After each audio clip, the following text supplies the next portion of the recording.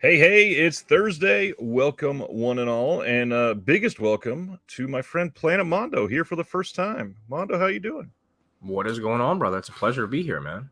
It is a long time in the making. So glad that we can make this work. Yeah, For man. everybody that has not, please right now open up the link to Mondo's channel in another tab and make sure you go subscribe. I've got links to his shop. I've got links to all of his socials. Go and be a part of his everything. Why don't you tell them what you like to cover on your channel? So I'm actually going to be switching it around because I used to do a lot of unboxings. Right. I've kind of stopped doing that. So I more so used to like because the way my channel really started was I started doing the top 50 disturbing movies. Yep. And I was kind of focus on doing like top 10s and things of that nature. But with YouTube, it changes every day. So now it's very hard to incorporate any kind of trailer clips or anything like that into your videos. Yeah. So I kind of had to rely on unboxings, but I'm trying to think of something else because, we were just talking about this off the air, and against, nothing against channels that do unboxing. I watch them all the time, so I love them. But, for me, I want to have a channel that I can revisit in 10, 15 years where it aged well. Well, I can see it and I can be like, oh, okay, this is something that I can still watch today and it's relevant today. So I'm also leaning towards like almost like video essays if I can incorporate videos into it somehow without getting my channel completely deleted. So I don't know, man.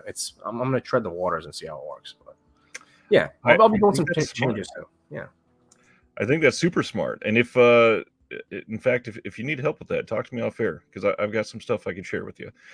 We got a lot of people here hanging out. Hopefully, people are ready for some surreal movie talk. We're gonna be talking about that afterwards. And I'm kind of excited because it's one of the genres that I gravitate to because it sticks with you. There's something about it that you just really think about it for multiple days afterwards. And I'm so glad to be able to have a discussion like this with you. Honestly, that's how I fell in love with cinema. Was kind of like surrealist art films that I found. Right. And I think the visual impact is why it stands out. Because I mean, a lot of these movies I've seen it once, and I don't necessarily need to see it again because a lot of them, sometimes are disturbing. Like art house cinema and surreal films. Like Hodorowski and things of that nature that we'll get into later on. But yeah, I fell in love with surreal films, so I am super excited to talk about it tonight with you. I am eager. We will go into that when we can. First off, what we normally talk about first thing first is either a couple news stories or some pickups and watches. We're going to talk about pickups and watches in just a second because there are a couple sort of big news items surrounding Shout Factory this week. And probably the biggest one is this Instagram post where Jeff Nelson, he came on and said that he is leaving Shout Factory. Now, Jeff has been there for a very long time. He was at Shout Factory for 14 years. He is one of the two gentlemen that started Scream Factory after they were working at Shout Factory. It is he and Cliff McMillan. And a lot of people know Jeff because if you've been following Scream Factory for a long time, they used to be normal appearances at Comic-Con every single year. They used to make normal appearances on the Shockwaves podcast. They used to have a voice and a face to attribute to the label itself. Unfortunately, for the last 4 or 5 years, that hasn't really existed for Scream Factory. But it's, I don't know. I'm not going to say that had a part to play in any of this because I don't know why Jeff is leaving necessarily. He doesn't go into those details. But this is kind of a big thing. This is two people that really set up Scream Factory, and half of them are walking away. It's interesting. First off, how do you feel about Scream Factory? Have you been paying a lot of attention to them lately? Are you big into them? And do you have many items from them? Well, I think it's a shame because I think Scream Factory, I mean, they were one of my favorites, Right. I think they got comfortable. And once you get comfortable, the competition kind of surpasses you. So, like for me, the 4K upgrades, they're okay with me because I didn't buy a lot of the titles. So I missed out on a lot of them. So for me, it's not so much of a problem. But I do understand the frustration, especially like, with certain collector's editions coming with slips, certain ones not coming with slips. Shout Select, half of them have slips, half of them don't come with slips. Right. It's a very inconsistent company.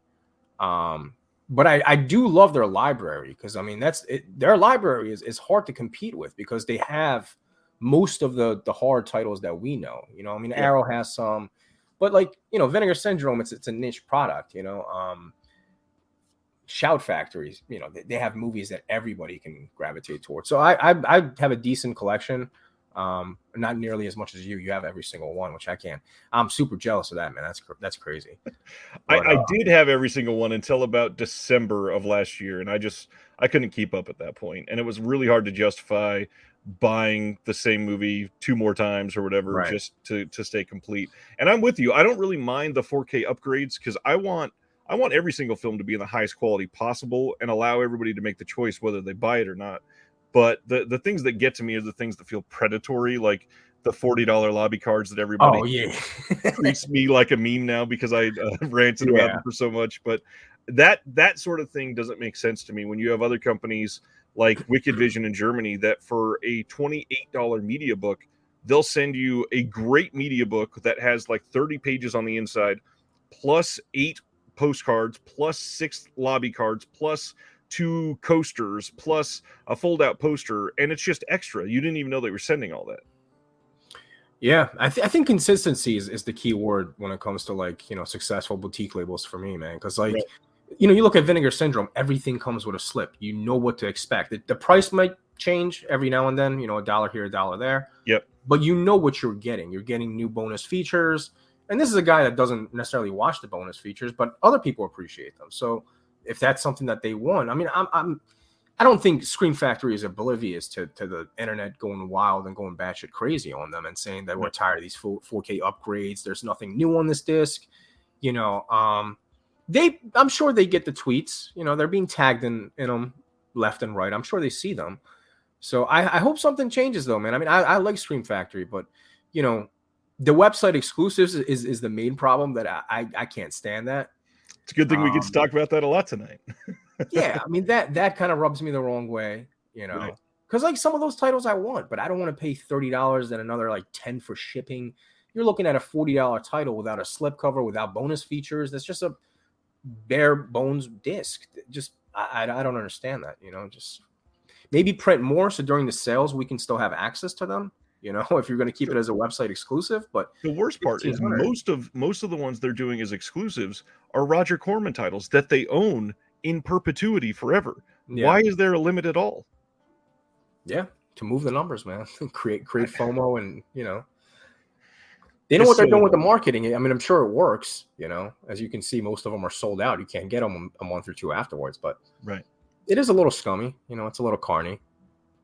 Really is. The next big thing about Scream and Shout Factory as a whole, I guess, is that Shout Factory, I'm going to confuse myself as I speak about this. Shout Factory is officially changing their name to Shout Studios. There's going to be a lot of why are they doing this speculation, of course, but it looks like it's probably to differentiate between Shout Factory and Scream Factory. Scream Factory staying the same, but Shout Factory, I mean, they've been around for, I mean, they're currently using like anniversary Shout Studios wrapping paper in their packages right now. So it's 20 years from Shout Factory. Scream Factory's been around for 11 years. So now they are changing this big corporation name to Shout Studios. Probably won't change anything on our end other than maybe a website name, but it's something that goes along with Jeff leaving there, and who knows, maybe they have something in store and Jeff didn't like the writing on the wall and wanted to cut ties before. Maybe he just got tired of being stuck in a genre. There's lots of things that could have caused this. Now, do you think he would be joining another boutique label?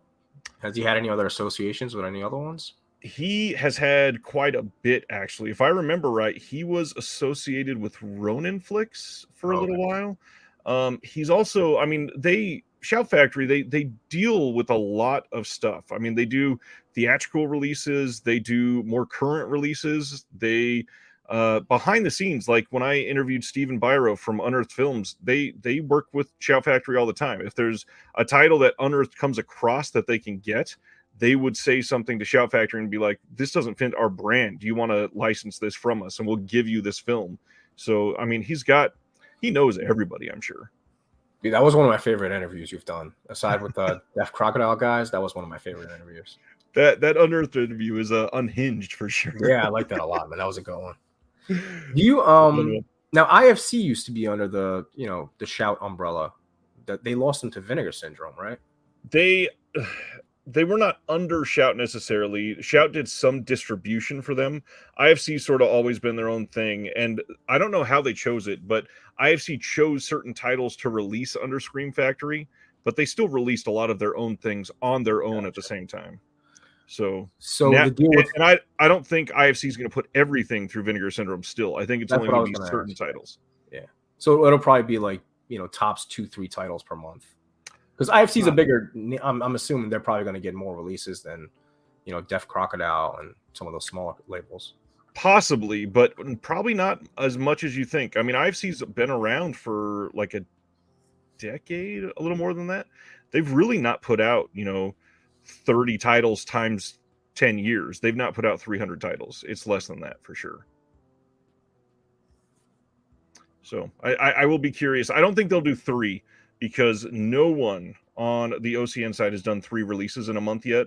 And people are already starting to complain. Oh, there's 16 OCN releases this month. That's overwhelming. I mean, imagine if we had 5 of the labels doing 3 releases each. Either way, though, I'm intrigued by that collaboration. Like, I'm all in on IFC joining Vinegar Syndrome because I mean they have movies like Greener Grass. I would love for that to get like a 4K slip or something like they have a bunch of weird movies that I feel like would benefit from being a partner label. But I agree. Yeah. And not to mention, we'll get more eyes on things. A lot of the IFC titles. Well, let me preface with this. A lot of the IFC titles they chose to put out through Scream Factory were not great movies. They were mostly bottom of the barrel, cheap budget horror movies with nothing against that. If that's your thing, I love a lot of them. But also, they have a lot of prestige titles. IFC has worked with a lot of like big name titles. If you go back now and look through their catalog, they've worked with a lot of major filmmakers. So I'm very intrigued because we've got partner labels putting out Gaspar Noé. We've got partner labels putting out, insane surrealist Czech films from the 70s. Like IFC has a catalog that could do some damage to our wallets. That's for sure. Yeah, man, I'm here for it because I don't buy a lot of the partner labels because just it's not something that, I'm into, especially the shot on video stuff. But IFC, Def Crocodile, a couple of those labels, man, they I'm all in. Especially Def Crocodile, dude. Every single thing they've put out, it's just Prague Nights. Oh my god, I just ordered that. I can't wait to watch that trailer. Holy shit! Yeah. I don't know where they found these films. Like, how does a film like this exist? And I've never heard of it before. And that's the wild thing. It's been, missing for 50 years on some of these, and nobody's seen them. All of these are blind buys for most of us. Yeah, and it looks like an epic film, man. Like, it looks like, they really put some effort into it, The set designs and everything looks crazy in these movies. I still can't believe that, gosh, what is the name of that first one that they did? Ilya Muromets. Yeah. 100,000 extras. Yeah, I saw that. Yeah. It was the pilot, man. It was for that scene. 100,000 extras. Yeah. Sampo was another one. I didn't really like the recent one they put out. The what was the it was like a trilogy, right? What was that third one they recently put out? It was Ilya, Sampo, and then something else. Something Sultan. Yeah. Something Sultan. I forgot that one. That one I fell asleep through it. I couldn't really get through that one. I get it. Hey, Garrett's here. What's going on, Garrett? I'm gonna say hi to a couple people. Paul Huggins, what's going on? Sardis, everybody loves Def Crocodile. It was filmed in Kiev, says John. Factory 25 ended up getting funding for skateboard film. Now I'm waiting to see if that will be a partner title. I imagine it will be. I imagine so. Yeah, I was shocked. Something. I'm not going to speculate and say that this had to happen, but I was following that Kickstarter closely because their Kickstarter, if you wanted the Blu-ray, was like $65 just for the Blu-ray for Skateboard. And they were at like $18,000 in funding when they were looking for $35,000 for a few days. And then all of a sudden they got a mystery like $11,000 or $12,000 of funding within 24 hours. And now they happen to hit their goal. So a lot in 24 hours. Yeah. Yeah, Factory 25 is great. They do some good stuff. Bob is here. What's going on, Bob? What's up, man? Well, you want to talk about some pickups? Yeah, we can go through them. I actually bought this on a stream one time when you announced it. Uh, it's the Zolowski set. Finally came in after like forever. I absolutely hate this release though. Like I can't tell you how much I hate it because it doesn't. The size is the size of a DVD, so it doesn't fit anything Oh, else on my weird. shelf. So weird. I don't know why they did this. I mean, it's in a thinner case. It's not as thin as some of the ones you get in the US. Right. It's not an Arrow set, but for like $90, and especially this image, you can't really see it, but it's super pixelated in person. It's just not a it's not a great box set. And it doesn't have subtitles in English, so I already ordered the Eureka one, so I'm just gonna wait to watch that one and maybe And now that's been delayed a second time. Yeah, I mean, this is useless to me now. So, Yeah. Got that one. I recently got this off of Amazon, Kill List. Have you watched it yet? No, but I heard it's great. It's a great. Knowing what you like, dude, Kill List might be one of your new like top 5 films ever. That's what everybody says, man. In a Glass Cage is a super disturbing movie. I can't recommend it. I don't know if you've seen it. Have you seen this? No. It is yikes, dude. Look it up. It's it's a yucky movie. Dark Horse, love this film. Have you seen this one? No, I've not seen this one. I don't think I've heard of this one. It's a Todd Solondz film. Oh, okay. Yep. Yeah. And I love him, man. He does great. Yeah, Todd Solondz is great. I don't know how you say this movie. Is it Ennie's Men? How do you say this? I heard somebody from the UK pronounce it, and I've already forgot it. I think it was a very odd pronunciation. I don't think it's Ennis. It's like it's Enos or Ennies or something like that. It's very different. Either way, Neon title hasn't got a US release, so I got it from I think Orbit DVD. So it's still in stock if you want to check it out. This looks batshit crazy, by the way. People. It does. I mean, if you want to check the trailer out, this looks like I was telling Ryan. This looks like the movie Dagon mixed with Wicker Man. It's kind of folk horror. It's wild. Got the Fan from Orbit. Got Suspiria from Orbit because it still had a slip. I didn't know it still had a slip, so I was like, dude, I gotta grab this before it goes out. Still with a slip though. They have it. Copperhead, which is one of the only shot on video ones I have. This movie. Oh my goodness. Calamity of Snakes. Oh man. If you thought Cannibal Holocaust was bad, this movie is, I don't know how this is legal. I don't understand. They must have killed 4,000 snakes in this movie. I had to turn it off. I literally could not get through this movie. This is rough, dude. And I've seen some stuff. This is a rough movie. But I'm glad. I heard that interview. I'm glad he is donating a portion of it to save snakes because he feels bad. Because, I mean, after watching this movie, I'd feel bad to profit off this too, man. This is rough. I posted the interview with Unearthed Films, and it had to have been the day it went live, I think. Mondo wrote me a message over Instagram and went, dude, Calamity of Snakes. Holy shit, basically. I think it's one of the only movies I literally could not get through, man. Like I don't want to go into detail, but they like skin snakes. They kill thousands of them at a time. There's a scene with a skunk where they have a skunk battle a snake for like 7 minutes, and that's when I turned it off. Jesus. Like I was like, dude, I fast forwarded and I saw this has been going on for 7 minutes. I was like, my God, we're not even halfway in. Like I can't imagine the ending. Like, I don't want to see this. But another one I got from Amazon, which I was surprised they had this, Livid. I've heard Livid is great. I've still not seen that one. Yeah, I think it's a French new wave. Yeah. Waterworld, the 4K just came in. People Under the Stairs. Nice. Jaws 2 Steelbook. Sisu, which I absolutely loved. I adore this movie. This is a great movie. Check it out. And this was on sale at Best Buy. Rocky Horror Picture Show. It was like $10 maybe. It's still in print? Crazy. Yeah, it was like $10 at Best Buy. So, and shout out to Basement Blues. I bought this off of him because I couldn't find it. So Maximum Overdrive. It's a good looking steel. Yeah. Like I didn't have the original one from Vestron. I missed out on the slip one, so it works for me. I've already shown these to patrons, but I wanted to highlight 3 of my pickups. One is the TerrorVision release of Serigala. This is an Indonesian film, and the patrons at the screenwriter level and above voted for me to do a deep dive review on this, so I will be doing that for the month of July. My deep dive review for June is on this film, which is actually very similar, and this is getting posted tomorrow. Mahakal, everybody should go see it. It's pretty great. Um, 88 Films released Tentacles. This was released previously by Kino Lorber, and their release had a trailer on it, and that was it. This release, however, has all kinds of stuff. We're talking commentary, tons of interviews, everything headed up by Eugenio Ercolani from Italy. He went and interviewed everybody in person. This is a solid release, plus really great slipcover on this one. It looks amazing. And then finally, I, for some reason, passed on this when OCN posted all of their stuff in, I think it was June, may have been May. They released Attack of the Demons, and when I was doing my announcements, the screenwriter of this posted, "This is so weird that an account that I love is posting an announcement about a film that I wrote," and he also did the commentary on it. So I was like, you know what, I gotta buy this. I will watch it. It sounds amazing. That's the animation, right? That's the animation. It's stop motion animation, I think, something like that. Yeah. I remember that, I think. Yeah.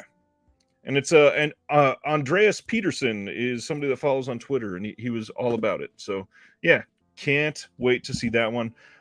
Recent watches. Anything that you've watched recently you want to talk about? Nice. I also got this in the mail. Amazon canceled my order. I'm assuming this completely sold out, I think. It did, yeah. So I had to resort to buying it on eBay, the Region B one. And unfortunately, it came damaged. I don't know if you can see it, but it's corner ding. Yeah, it's pretty banged up on the sides. But since it's sold out, I'm not going to ship it back to UK. I'm just going to settle for it, man. I paid $86 shipped from UK, and I was like, I mean, originally was like what, $70 on Amazon, I think.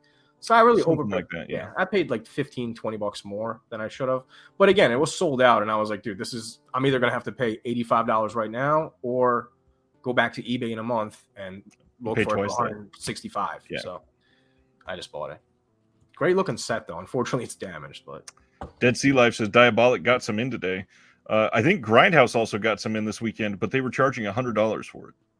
Really? Yeah. They know the deal. I don't know. I mean, sold out. Well, and the other thing, from what I've heard, and I have no reason to doubt that this is true, supposedly some of the distributors that we get our international stuff from at Diabolic, Orbit, and Grindhouse, when they are going out of print, they suddenly jack up the prices. So if it makes Diabolic look bad if they suddenly charge $100, but if they're paying $95 for a release, they have to charge slightly more. I mean, they got to make something. Yeah. What do you think this means for Arrow, though? The fact that this sold out so quickly. Do you think they're going to put out a second edition of this? Is this going to be something like the Shaw Brothers sets? Yeah, I've been speculating that they're probably planning on a few of these at least.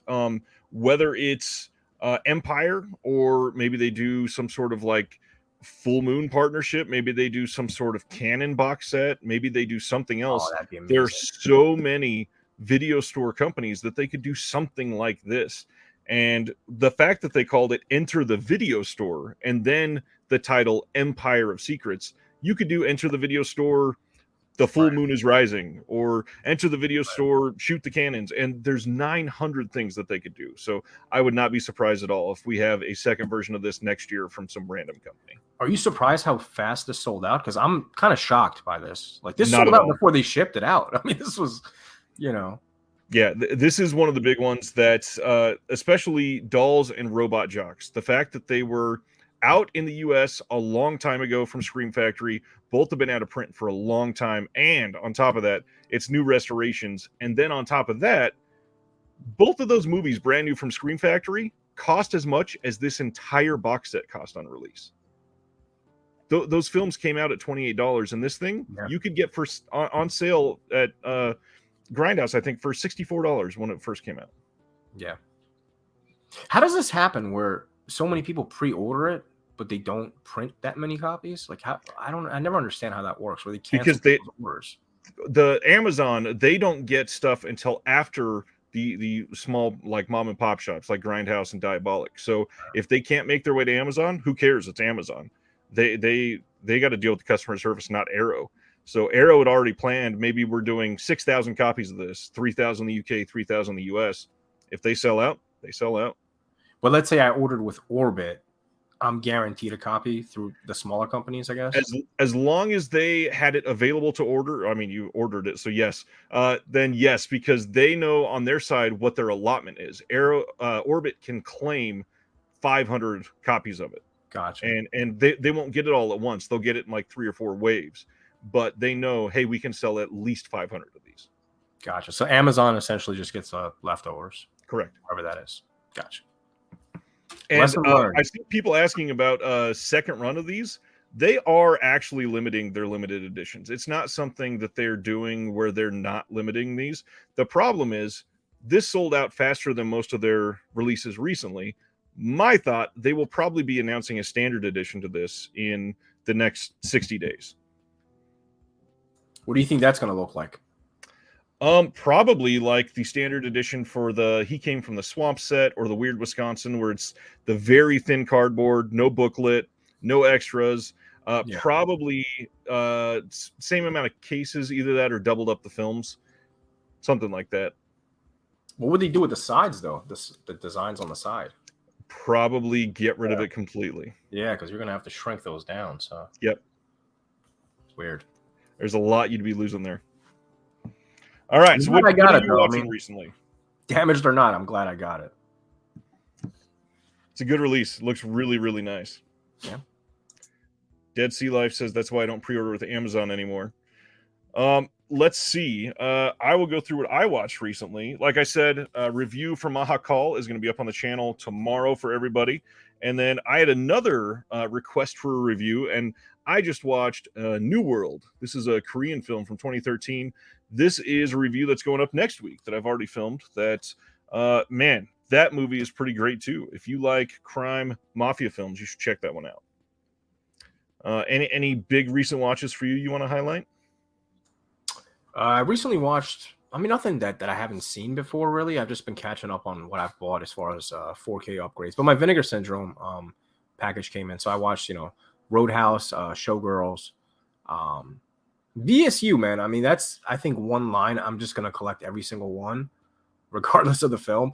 The packaging on there, I don't want to be that guy, but like the packaging on those, once you get one, you're just, dude, it's game over, So, but yeah, Vinegar Syndrome came in. The Incredible Melting Man, I'd never seen that. I was under the impression it was like a mid-'80s movie, but it was a 1970s movie. So I actually really enjoyed that. That looked like a great restoration. Kind of slow, but for a 70s movie, I definitely enjoyed. And the practical effects, dude, for 70s, oh my God. Great. I was like, dude, they can't even do practical effects like this today. Correct. So that was a phenomenal movie. I highly recommend it if you can sit through slow burns. But have you checked Body Melt from Vinegar Syndrome yet? Not from Vinegar Syndrome, but I've seen it. Okay, it's that one is I love Melt too. Love Melt movies. Yeah, I'm still waiting on like Dead Alive and Bad Taste. Do you know? They said that they were working on a set. Was that Arrow? Did they ever? I don't think they confirmed it. I think it's been rumored because of some of the clues that we got on their handwritten note a couple years ago. But the big thing is that Peter Jackson came out and said he was overseeing restorations for those. Unfortunately, then that whole I don't remember what it's called, but that giant Beatles project that he did that was like 8 hours. That took all of his focus for literally like 2.5 years. Do you think if they put the set out, do you think it would include Meet the Feebles? Because that's I believe he confirmed that was getting a restoration as well. Man, that would be so weird to see that. Who would you want to see put that out, though? Out of all the companies, who would you personally want to see put that out? I mean, I still think at the moment my favorite boutique is probably Second Sight. And if Second Sight could put out an incredible giant, all of those things with like a ton of extra features from back then, some crazy making of behind the scenes retrospective, something with a lot of new Peter Jackson discussions, I would pre-order that literally the moment it was announced. I think it's going to be Arrow. I can just see Arrow doing it. Arrow's got the money. That's the hard thing. Arrow has more money than a lot of these boutiques. Shout Factory has more money than a lot of these boutiques. And it's hard when you have releases selling in Best Buy to have somebody like TerraVision compete with you. It's not like we can go get Srigala and Best Buy. While you can get a lot of the Arrow titles in Best Buy for at least the first few weeks. Yeah. I would be surprised if the Scream Factory or Shout Factory did something. They haven't been doing box sets recently. I can't even remember the last box set they put out. Aside from the Shaw Brothers ones, I mean. I was going to say they've been doing the Hong Kong stuff, and then they just announced that Irwin Allen Disaster box set. But other than that, like actual Scream Factory box sets, I think the last one was Friday the 13th, and that was, what, 2020, 2021? Yeah. I mean, it's been a long time. I would love to see them do more of that, though, because I really like their box sets. I mean, I guess that Halloween 6, 7, 8 4K box, but that's not really the same thing. Yeah, I don't count that. Because it's not a full film box set. It's just 3 movies stuffed in one. Right, and if they could have sold them separately, they would have. So it's not even really a box set. All right, we ready for some announcements? Yes, sir. Let's break these down then. Let me get this open to the right one. I am stoked for some very interesting things this week. First is Anne Rice's Interview with the Vampire. This was an AMC TV show. The season 1 is getting a Blu-ray release from RLJE. Did not see this coming. I'm glad this is getting a physical release. Did you happen to watch this? Because I've heard this is like horror TV masterpiece, like one of the best horror TV shows ever. Really? No. I hadn't honestly even heard of this. I stay away from TV shows. My attention span is just not there, to invest 3 seasons of time.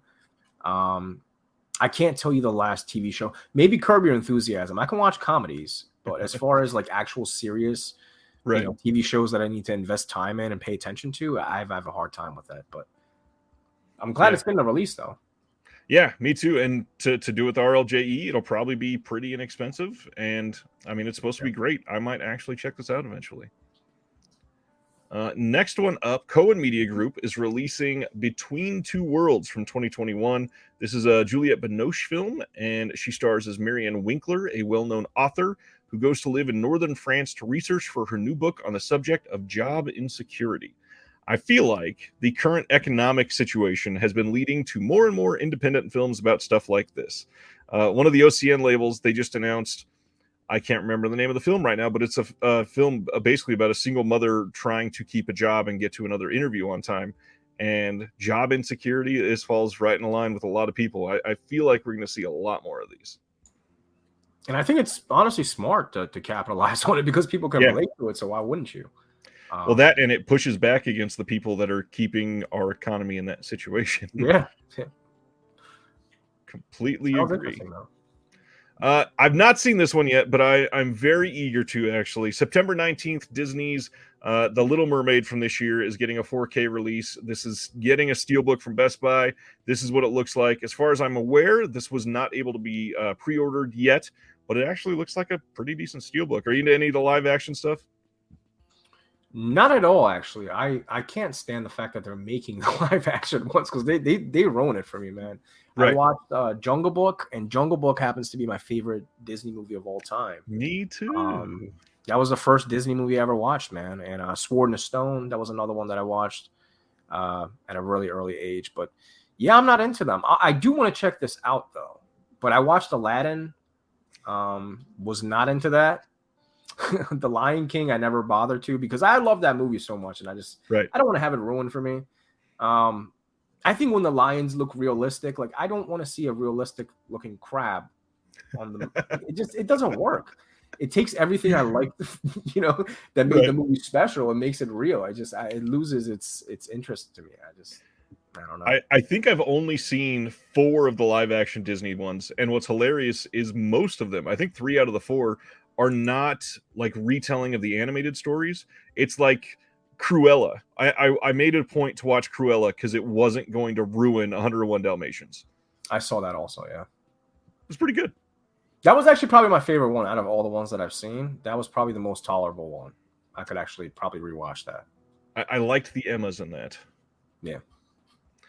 Next, for anybody that pays attention to indie horror, Scream Team Releasing is a really small, basically boutique label, but they are putting out something called Heebie Jeebie TV, And this got the Joe Bob Briggs Hubby Award from 2022, and it's supposed to be pretty damn great. They're releasing this with 1,000 slipcover units on this. They are able to sell an autographed version, and this is going to have some bonus features. They've got a commentary, a pre-show, a favorite slashers featurette behind the scenes, some shorts, and some trailers. They're also selling this crazy box, and if you want the box, it's got a sticker set, production art book, a goo pin, and then the director's autographed poster is with it. They've got all kinds of stuff to try to sell this, and I don't know, it looks pretty fun. I'm always amazed when these smaller companies can afford to make cool sets like this. Mm-hmm. And then you have, companies like Shout Factory that include a couple art cards and double charge you for it. So, I mean, I don't know, man. It kind of rubs me the wrong way. When I see like independent, smaller companies try so much harder. Like you had them on your show, Era 444. Yeah. What they sent me in the mail, I was overwhelmed. I was like, oh my God, dude. Like I got more than my money's worth. You didn't need to send me the 75 stickers and the 70. They gave you your money's worth. So if they can do that, I'm baffled that we can't get a slipcover on a collector's edition every single time. That I don't understand that. Like, what was that movie they put out recently? Scream Factory put it out. Oh, Dr. Giggles. Yeah. Why couldn't that just be a collector's edition? Like, I don't understand which ones. How do they select which is a collector's edition and which is not? I just don't understand it. I had been trying to speculate this myself for quite some time. I thought for a while it might be any film that they're making new extras for is a collector's edition. But then they had a couple that they did some new stuff for that wasn't a collector's edition. So I was very confused. Then I thought maybe it's about the number of features on the thing. And then they started doing like these long form documentaries instead of everything broken up. And that seemed to not work for them. So then they started breaking everything up. So I don't know if that failed. It didn't seem like that was the answer. Then IFC Films started releasing stuff, and those had slipcovers, but they weren't collector's editions. Everything was just screwed. It makes no sense. The consistency is the problem. I agree, but at least Scream Factory is more consistent than Shout Select, because Scream Factory, everything that has the words collector's edition on it has a slipcover. Shout Select, it's a roll of the dice, and you have no idea.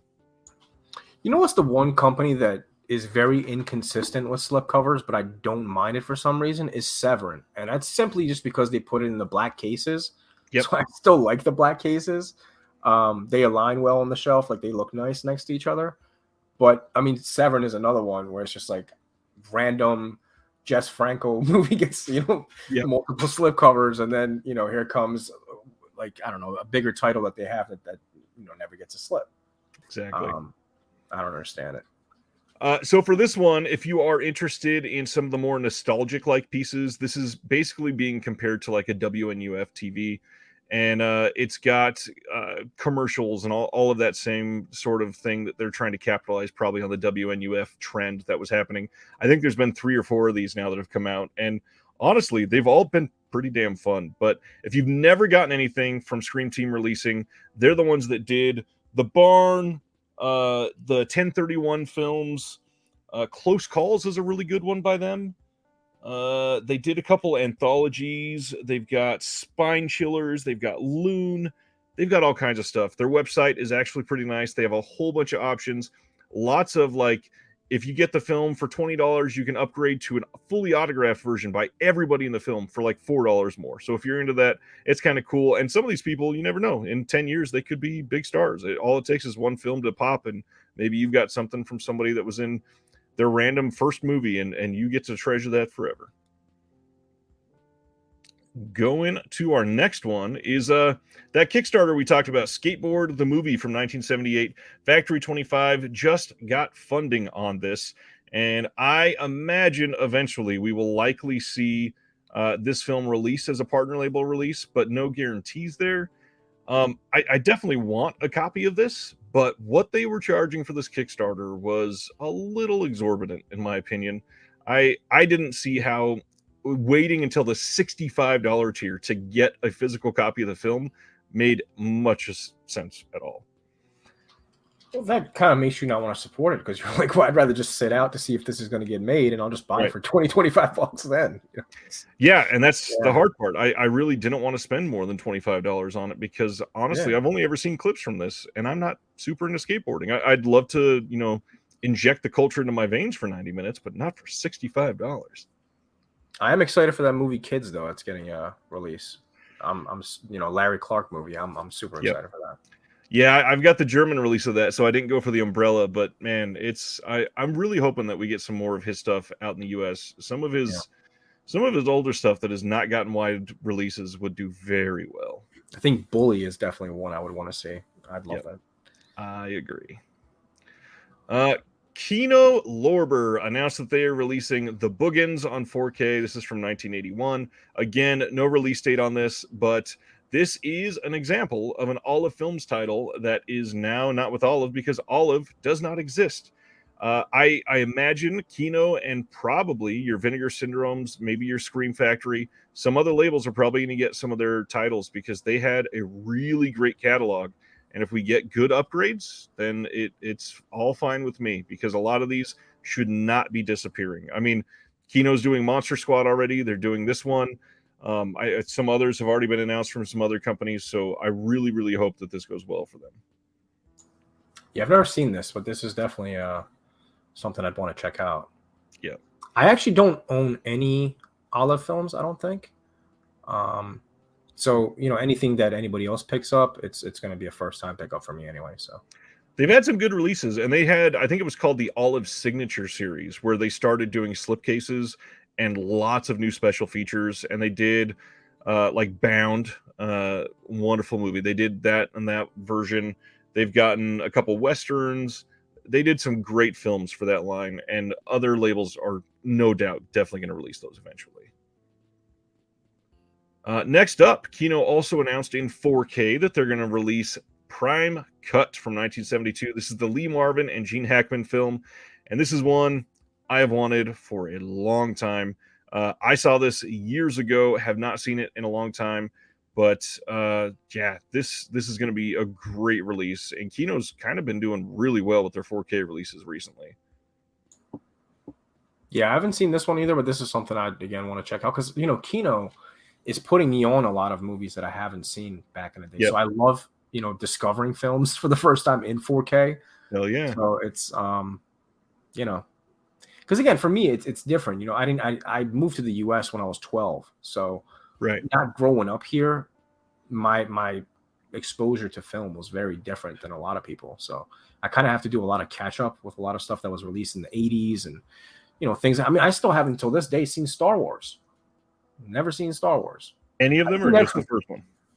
Just any of them. It's just something I never gravitated towards. Star Wars. I never checked out Lord of the Rings. Of course, I was here by then, but so a lot of the movies that you would expect me to see, I haven't seen. But I've seen every exploitation movie that's got a release. So,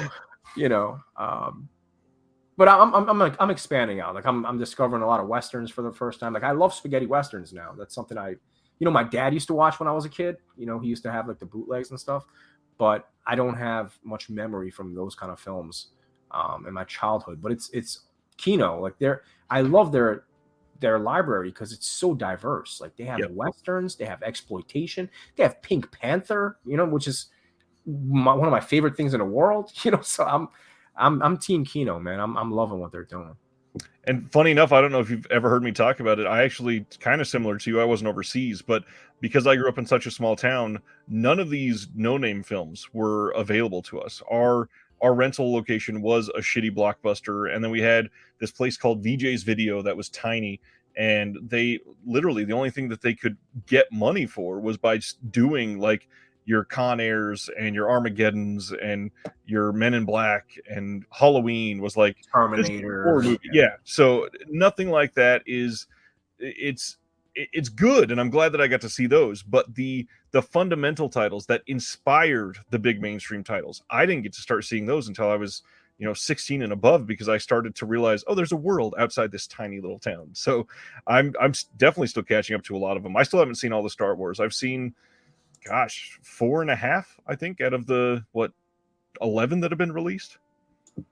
It's very weird because my dad had he had a wide variety of videos. He had a rather large video collection. And one of my earliest memories that honestly traumatized me, like still to this day, man, like I stole a VHS from him and I decided to watch it. And guess what it was? It wasn't Faces of Death, but it was Mondo Cane. I Oh, don't know why he had Mondo Cane, but I put that thing in, and within seconds, I was like 8 years old. My life changed, you know, like, so it's weird. We didn't have Star Wars, but we had Mondo Cane in the house. some of those Mondo films were wild. Oh my God, dude, they were crazy. I mean, what is it? Blue Underground put them out? I still have the DVDs. Oh my goodness. Yeah, Blue Underground did some. Severn did a couple on Blu-ray a few years ago. Yeah, there were some of the more bland ones though. I think they were a lot more tamer than Mondo Cane. They had like Mondo I forget what it's called, but I know what you're talking about. I think there's some of the earlier ones. They look like earlier footage. Yeah. The Italian Mondo Canes that Blue Underground put out. Oh my God. If you thought Faces of Death was bad, oh my God. They put out Goodbye Uncle Tom. I think that was on one of those sets. Yeah. What was it? What was the other one? Africa, Audio Africa, or something like that. Africa Audio, something like that. But yeah, there's 3 films on each DVD, and they're all just as brutal as the previous one.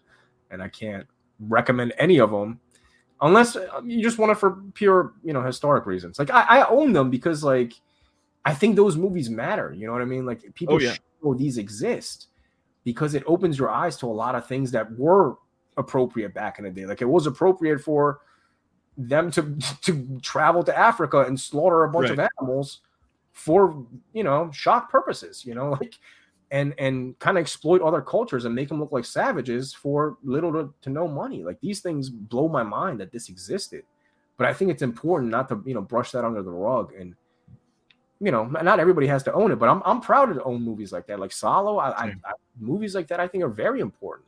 People should see those movies.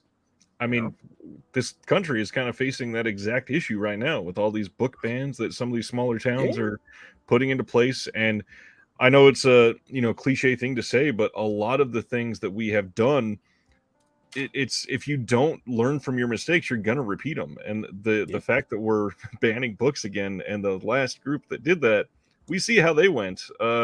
We should be putting stuff like this, not necessarily in the forefront or have everybody watch this for educational purposes, but have it available so that we know. That way it's a part of the zeitgeist. You understand, you can't do that shit. Well, I think just feeling almost ashamed to see this, like, once you're in 2023, I think that's also important. It makes you feel like, oh, okay, like I'm a normal human being. Like I have morals. Like this is not okay. Those things, it should make you feel uncomfortable. Like these things exist for a reason. And I think, the message has obviously changed over the decades. Back then people were more so probably fascinated by the shock factor. Oh, yeah. Now you're probably more so fascinated by, holy shit, this exists. Not because I'm shocked because of what I'm seeing. I'm shocked because I know this is staged and they got away with this. Like that just boggles my mind. I agree.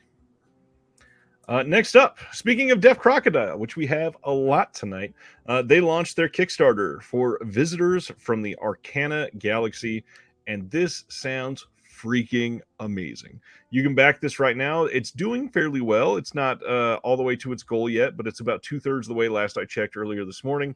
And this tagline alone, they say, imagine if Troma Films had been hired to make a Sid and Marty Krofft Saturday morning kids show, and you have some idea of the unspeakable strangeness of this film.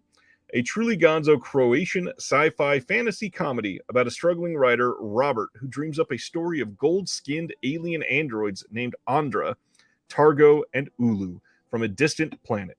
Incredibly, his fictional alien creations become reality, causing chaos in his relationship with his girlfriend Biba and threatening his small seaside village.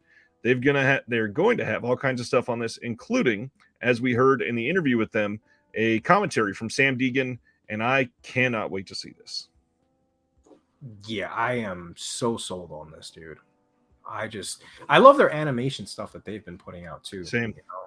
Because a lot of those movies, again, I would never discover those movies. So I really appreciate what they're doing, man, and especially after that interview that I heard with you, where they mentioned that it took them 3 days to do a minute of restoration. I was like, what? Yeah. A minute of restoration? This man worked on it for 3 days straight. That's insanity. So for them to restore a sometimes 2 hour, 2.5 hour movie, you got to respect that, man. That effort is impeccable, man. I love those guys. I love what they're doing, and their movie selection, like, it's right up my alley. Like everything they've put out so far, I've loved. And I'm Persian, so them putting out the box set of Shahram Mokri, that was amazing. It's a big deal, and I don't think anyone else would have probably done it. I think if they had not put out his films, I can't even name a substitute who may have done it. It's crazy. Maybe Criterion, like I can see them, because they're that level of kind of movies, like they're experimental, like kind of artsy films. I can see Criterion putting out, but I don't think Criterion would go to the lengths of transporting a film from Iran right all the way here. Like you could tell this was a pet project. Like they really wanted this to happen, because again, most companies probably would be like, oh yeah, dude, we got to wait for somebody to go to France to ship this over to here, and then no thank you, it seems complicated. I could have seen Criterion doing like Fish and Cat with one of the other ones as a bonus film, and that was it. Like maybe an interview and some trailers and nothing else crazy, but we probably would not have gotten all of the films. Yeah. Wave wants to know, will there be a Vinegar slipcover version later on after the Kickstarter? Yes, there will be, with different art. But also, I know what you mean, Wave, but just for everybody that's watching and listening to this later, remember, try not to associate the word vinegar with this sort of thing, because Vinegar Syndrome has nothing to do this. They simply host the sales on their sites. All of this is Deaf Crocodile. They get all the art themselves. They source the film. They pay the licensing. They do all of that. And technically, the only other person that's associated with it is OCN Distribution, who does the actual like physical makeup of the case and the release and the slipcover and all that, where it's the build quality, but still none of the design stuff. After that, Raro Video is putting out Magnum Cop. This is coming on September 12th and looks like a fantastic release. You're going to have an audio commentary by Troy Howarth, Nathaniel Thompson, and that gentleman I mentioned just a little while ago, Eugenio Ercolani. They are really great when all three of them are together, and this is going to be an astonishing release, guaranteed. Eugenio has done so much for Italian films over the last few years. I cannot wait. Yeah, I don't have too many Raro videos, but I do have a couple of them. I think they had some director set. I think they had Fernando Deodato. Yeah, they had a Deodato one too. Also, I think. Maybe. Did they? I don't. They had one of them. That was I know they've had two DeLeo sets. It had The Sacrifice on there, which was a cannibal film. Let's see. I can probably grab it real quick. It's downstairs. I have it. Well, we're going to talk about Raro in just a minute again, actually. I don't know if it was maybe a Lenzi film, maybe? The Sacrifice is a Lenzi film, and it got its own standalone release. I don't know if it got a box set release, too. Yeah, it was a double feature by Raro that I got. Here is the cover of that Sacrifice release. Yeah, or maybe that is it. I thought there was another movie with it. But yeah, that's the one that I have. It does say new HD transfer and not transfers, so not sure. There could be a bonus film on there, though. Yeah, maybe. Moving right along, Promising Young Woman from 2020 is getting a 4K release, and oh my goodness, are a bunch of people sort of pissed off, because yet again, another example of Universal releasing a film and then fairly quickly after releasing the 4K. This one is a couple years at least, but it's still fairly quick, and they probably could have done this on 4K back in 2020. They are also doing that with Cocaine Bear probably eventually, especially because that came out on 4K in the UK.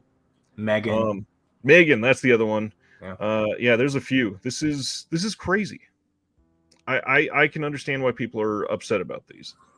Yeah, I've been holding off on a lot of those new horror releases. If they're not getting 4Ks, I'm just assuming it's going to come out either through, themselves in a couple years, or Scream, or somebody else is going to pick it up. But yeah, I've been holding off on Cocaine Bear and Megan. So yeah, I didn't get either of those. And Evil Dead Rise is another one where it's getting a 4K release, but it's already inferior to the UK release because the UK release has special features, and the one here has nothing. Yeah, like Infinity Pool was another one that I held off on because I'm like, dude, there's an uncut in Canada. Like, we're gonna get an uncut. There's no reason to buy this regular. For Crimes of the Future, another one that I fell for. I bought it day one, and I still got the second sight one. But like, it is kind of annoying, you know. It's just like, give me the option. Just let me know there's a 4K come. It's a newer movie. Like, it should come out just in 4K. This is what the future is. This is the standard now. Is 4K. You know, like. So very bizarre. It does seem like a money grab to me, if I'm being perfectly honest. The only thing I would say, I only really want that to happen if there's a reason for it to be in 4K. If it was just filmed in 2K, I do not like upscales. We don't need to waste the money on it because they can charge us $5 less for a Blu-ray. But people should know that. There are certain films, like a Cronenberg film, that's going to come out on 4K. I mean, he's filming to the best of his abilities. It's going to do something where it's going to do better than what it had. Reggie, I agree with you. I hope Bones and All gets a good release. Yeah, I mean, we still don't have Barbarian. Yep, that one's Disney though. That's the hard part. And I think, what was that other one? Oh man, there was another great movie that came out last couple of years. I'll remember the name. The Empty Man. The Empty Man. That's another Disney one. Is it? Oh, that's one. Dude, those two both need releases, man. I love those movies. Yeah, I would love to have both of them. Here's another Universal film. Elizabeth from 1998 is getting a 4K release. Obviously, 25 years is a little bit different. This one I understand. This one will actually probably look really great in 4K. This is a beautiful movie, really well done. Lots of big names in this. You got Richard Attenborough, Cate Blanchett, Jeffrey Rush, Christopher Eccleston. Yeah, this is one I will likely wait for a sale, but I would be eager to see it. Yeah, this is one I'm not familiar with at all. Griff says Disney is honestly the worst with physical media. They just don't care. That is basically true. Man, I wasn't going to bring this up tonight because it's mostly TV, but the Emmy nominations came out, and I am so just baffled with the fact that they are treating films that went to streaming as made-for-TV movies. So Prey was nominated for 5 Emmys because it's a TV movie. That doesn't make any sense to me. That's kind of like, I mean, I don't know. I guess streaming is kind of like the same as cable now. That's our cable nowadays. But most of these films, they get at least a theatrical run in LA and New York, just like a lot of the Oscar play. Yeah, films. Fair enough. Yeah. And some of these, like Extraction on Netflix, had like $140 million budget for Chris Hemsworth. That's not a TV movie. Yeah, you're fair. Yeah. Because I mean, Netflix has a bunch of big budget movies. If you're gonna start counting those, yeah. And that's the thing. Any direct to streaming is basically what they're going with. Makes zero sense to me. All Quiet on the Western Front. That was Netflix, wasn't it? They did distribution, but technically that was not a Netflix production. Gotcha. Because I was gonna say that's a huge movie. If you consider that a TV movie, that's. I believe Sibner is right. He says they shoot the movie first a lot of the times, and I think he's talking about Prey specifically. But then, as far as I know, then they determine what was going to be streaming and what wasn't. And we just had a recent case where this was very obvious. That is with Rob Zombie's The Munsters, because there was a planned release, and like 2 weeks before the release, they came out and said, "Oh, yeah, this is going to Netflix. This was always planned on going to Netflix." No, it wasn't. Everybody hated that first trailer, and you dumped it, and that was very obvious. So it's basically the flip of a switch. That doesn't make it a TV movie because you decided at the last second. Yeah, I still haven't seen that movie, man. The trailer looked like a neon throw up. I can't get into that, dude. The second trailer looked much better, I got to admit, but I agree that first one was very off-putting. I'm not a Rob Zombie hater. Like, I love Devil's Rejects. I love House of a Thousand Corpses. Lords of Salem I love. So there's a couple movies that I love. That one right there, though, that one is a big question mark for me, dude. I watched that trailer. I was like, holy shit. This man just threw his whole career. What the fuck are you doing, man?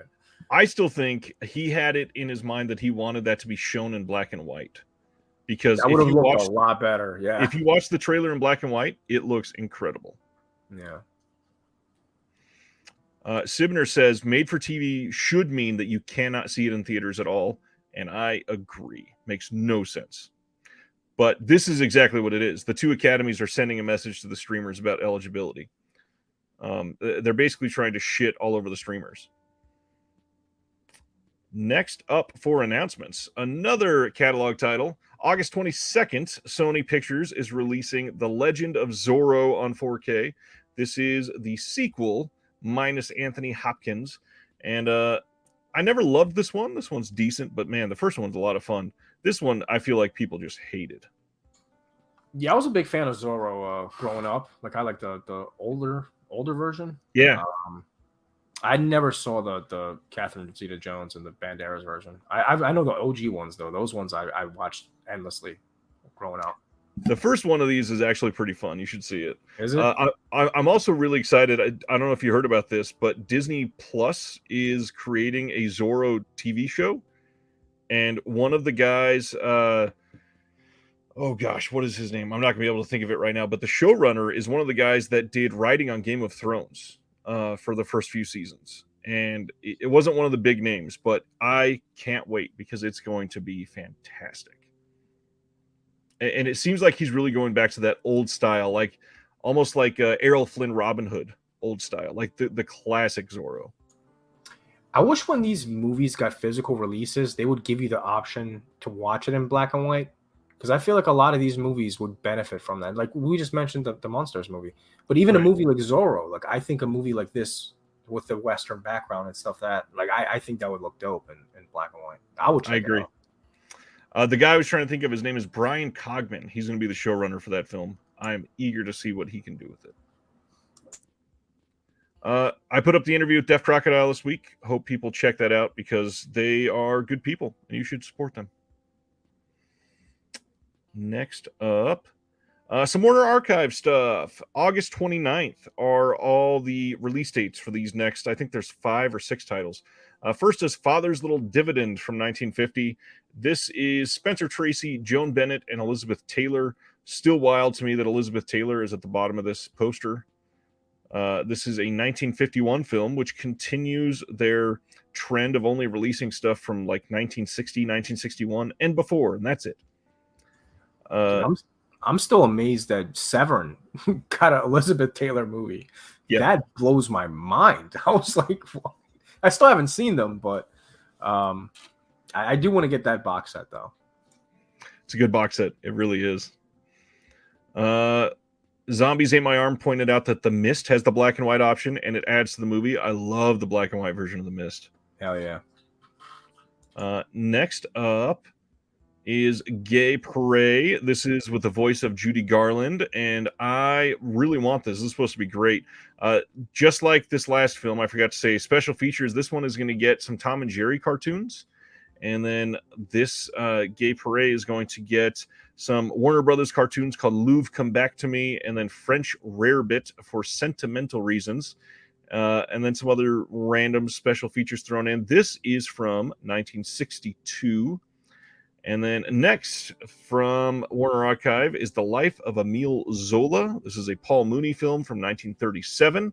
This is going to get some Lux Radio Theater broadcasts. Next is Little Women from 1933. This is with Katharine Hepburn and Joan Bennett. And this is going to get some other shorts in there. We got Jack Haley and Saltwater Daffy and Roscoe Fatty Arbuckle and The Doe. And then some cartoons. This is going to have quite a few on here. So are they just putting random cartoons as extras on these? Like that's... It's because Warner Archive, they've got access to the entire Warner Brothers catalog. And if they've got some restored and they can put out some that were around the time that these films came out, it's kind of the perfect complete package because that's how they used to show it in the theater.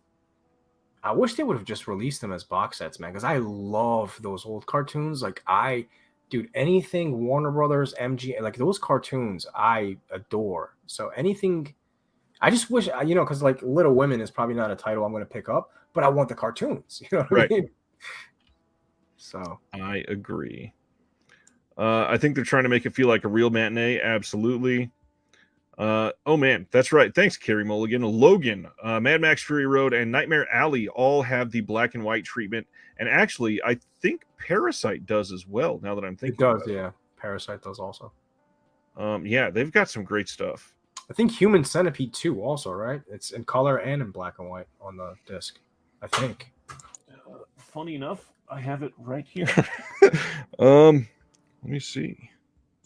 Can you see that getting a re-release through Vinegar Syndrome, like a 4K upgrade of all those Probably three not. movies? No? Not really. I feel like that would be a big title for them, though. Weird. So this says new in the box set was the color version of the film. So it looks like they probably do have both in here. Yeah. Because I have the same box. I thought there was two Yes, versions. they both are in here. The second one is in black and white. Yes. Nice. Which actually looks a lot more gruesome in black and white. Yeah. So, Nightmare Alley 4K has the black and white option because I don't remember it having it that nice. There's a black and white version of Johnny Mnemonic on Criterion. And then again, all three of those films were color corrected to present black and white properly. Trouble is, you got to do that as a separate process. Yes, absolutely. Can't just turn something from color to black and white and call it good. Paul Huggins been digging through the Looney Tunes Collector's Choice and Bugs Bunny 80th anniversary sets, and those are all great. are there any sets, do you think, that they're going to put out with the Looney Tunes? Like, you remember how they used to put them out in volumes on DVD? Do you think they're eventually going to do that on Blu-ray? Well, they just did the Looney Tunes Collector's Choice through Warner Archive, and it was, gosh, I can't remember now. I think it was 12 shorts, which we're probably not going to get much more than that because they are actually restoring all of these, so it takes a lot of time. I imagine they will. I would just love for it to last and actually get as much or all of them as possible. I would love that. I wish they would just do it, in seasons maybe, or, in a way where it's not just so random. Yeah, I agree.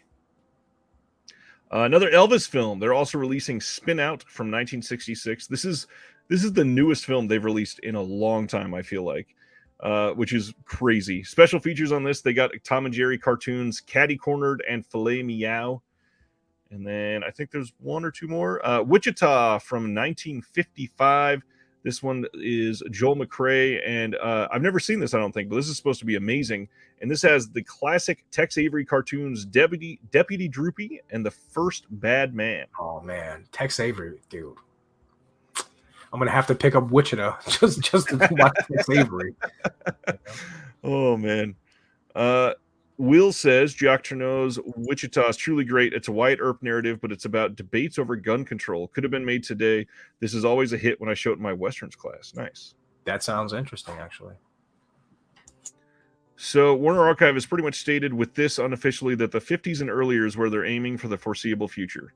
Yes, I agree. That's a shame because 70s is my favorite decade. Like, I just love everything about 70s, from the exploitation to the horror to just the Westerns, everything I love in the 70s. Well, and Warner did a lot of great stuff between the 70s and the 90s. So if we could just get some of those, even one a month, come on, that would be amazing. Let me see. Okay, so that is all of the Warner Archive. They're doing a lot. I can't fault them for that. But again, I just wish they would diversify slightly. Nothing crazy. Next, this is one that we announced a long time ago as coming as a Groove 4K Steelbook. But Duel, Steven Spielberg's Duel, is getting that 4K release in the States on September 5th. You can pre-order it now from Groove, and there is already a standard edition available to order if you would like as well. And it's not bad. Also, there was, how many days ago? This was posted 2 days ago. There was a 25% off coupon for the first 48 hours. I'm not sure if it still works, but to get a brand new From the Studio 4K Steelbook for $25, I think it was, with 25% off on top of that, that was pretty damn good. It's a good price. Yeah, I missed out on this. I do want to grab this, though. Has Groove ever done exclusive Steelbooks prior to this? Yeah, I think the only other one they did was that 8 Mile 4K Steelbook. Oh, okay. That one that looked like it said smile. Let's see. Adam says we need Mr. Rico on blue. David says we need Uncle Rico on 4K. Next up is here we go. You ready? Scream Factory site exclusives. Magically, we got 3 of them this month. The first one is Lords of the Deep from 1989. This is limited to 1,500 copies. And once again, this is a Roger Corman produced title that they have the full rights to. And the bonus features on this: a new 2K scan of the OCN. It has audio, and then the Mystery Science Theater 3000 episode. I'm glad that's in there for everybody that loves MST3K. Those other things are not bonus features. Yeah. Having audio on a film, don't even mention that. What is that? What is that? Come on, man. And this costs $30. Yeah. I mean, this is something I would want to check out, but then again, I'm kind of over the $30 blind buys. Like, I only do that with Vinegar Syndrome, and at the end of the day, like, at least when it comes in my hand, I feel like I own something that's like precious. I'm like, oh, effort went into this. Like, this is new art. This is great packaging. Like, I would feel robbed if I paid $30 for something and I absolutely hate it. So again, I just $30 exclusive for me, man, is a no-go. The crazy thing is, people buy these and they sell out. Is this any good? Have you seen this? I've not seen Lords of the Deep. I believe this came out. It's from 1989, which honestly was a big year for underwater horror. There's like 4 or 5 big films that came out this year, most of them trying to go off the success of The Abyss. But I mean, it's a Roger Corman produced, so it was probably spat out pretty quickly. It's, I guarantee, not a masterpiece compared to The Abyss, but I mean, I don't know. This could be a big one. We've got a couple smallish names in there that knew how to act, so not sure. Paul says $30. You can get 4 lobby cards for that price. That's a good joke. Dude McMahon says Lords of the Deep was one of those B-movie video store discoveries from the 90s. Great memories, but not worth $30. See, and I feel like this is the type of movie I would want in my collection. Like, it's right up my alley, but I have a hard time paying $30 anymore, man, because that stuff adds up. I buy 20 movies a month, and I look at it, and I'm like, dude, this is $500 here. This is $400. Like, it adds up, you know? It's a lot. Yeah. And speaking of it being a lot, we got more. They're also releasing School Spirit from 1985. Once again, limited to 1,500 copies. This has Tom Nolan in it, at least. This says the only thing keeping college student Billy Batson from the best night of his life with the woman of his dreams is one quick car ride to pick up some protection. He soon finds out that speeding won't get him where he wants to be any quicker as he gets in a head-on collision and dies. But hey, who says death has to get in the way of a good time? Returning to campus as a ghost discovers that the eternal afterlife can be an eternal after party. This is a wildly sex-crazed 80s comedy, I guess, from what they're saying. This, again, new 2K scan is listed under special features with audio and a trailer. Literally the bare minimum. Yeah. Again, another title I would probably check out if it was cheaper. Like, these are titles I feel like should be like $16. You know what I mean? Like $15, $16. Like that, I would easily buy it and try it out because that's worth a blind buy. Like, this title intrigues me. The story, it looks like something I would enjoy. $30, man. I don't know. And it's not just $30. If you only wanted this title, it's $30 plus shipping. Right. And in most states, plus tax. So you're looking at eventually like $39, $40 for this. That's insanity. Insanity. Let me ask you a question. It's not Scream Factory, but Severin. I mean, they're doing the $50, $55 UHDs, and I get it. Because they do a lot that goes into those films. Like, I get it. It's a smaller company. How were they able to do Santa Sangre, which is, I think, just as much work went into that because that had 3-4 discs. That was much cheaper than 55, and I get it. That was a couple years ago. But how was that possible? Like, I thought that was a rather cheap release for how much you got. It honestly was for what you got. It was not a bad price at all. I will say, knowing how long they work on things, even though that came out in What was that? 2021, I think, maybe Yeah, 2022. I think so. That sounds about right. Let me get that exact 21. date so that I'm not just spitting BS here. I got to spell Sangre correctly. So that came out in May of 2021.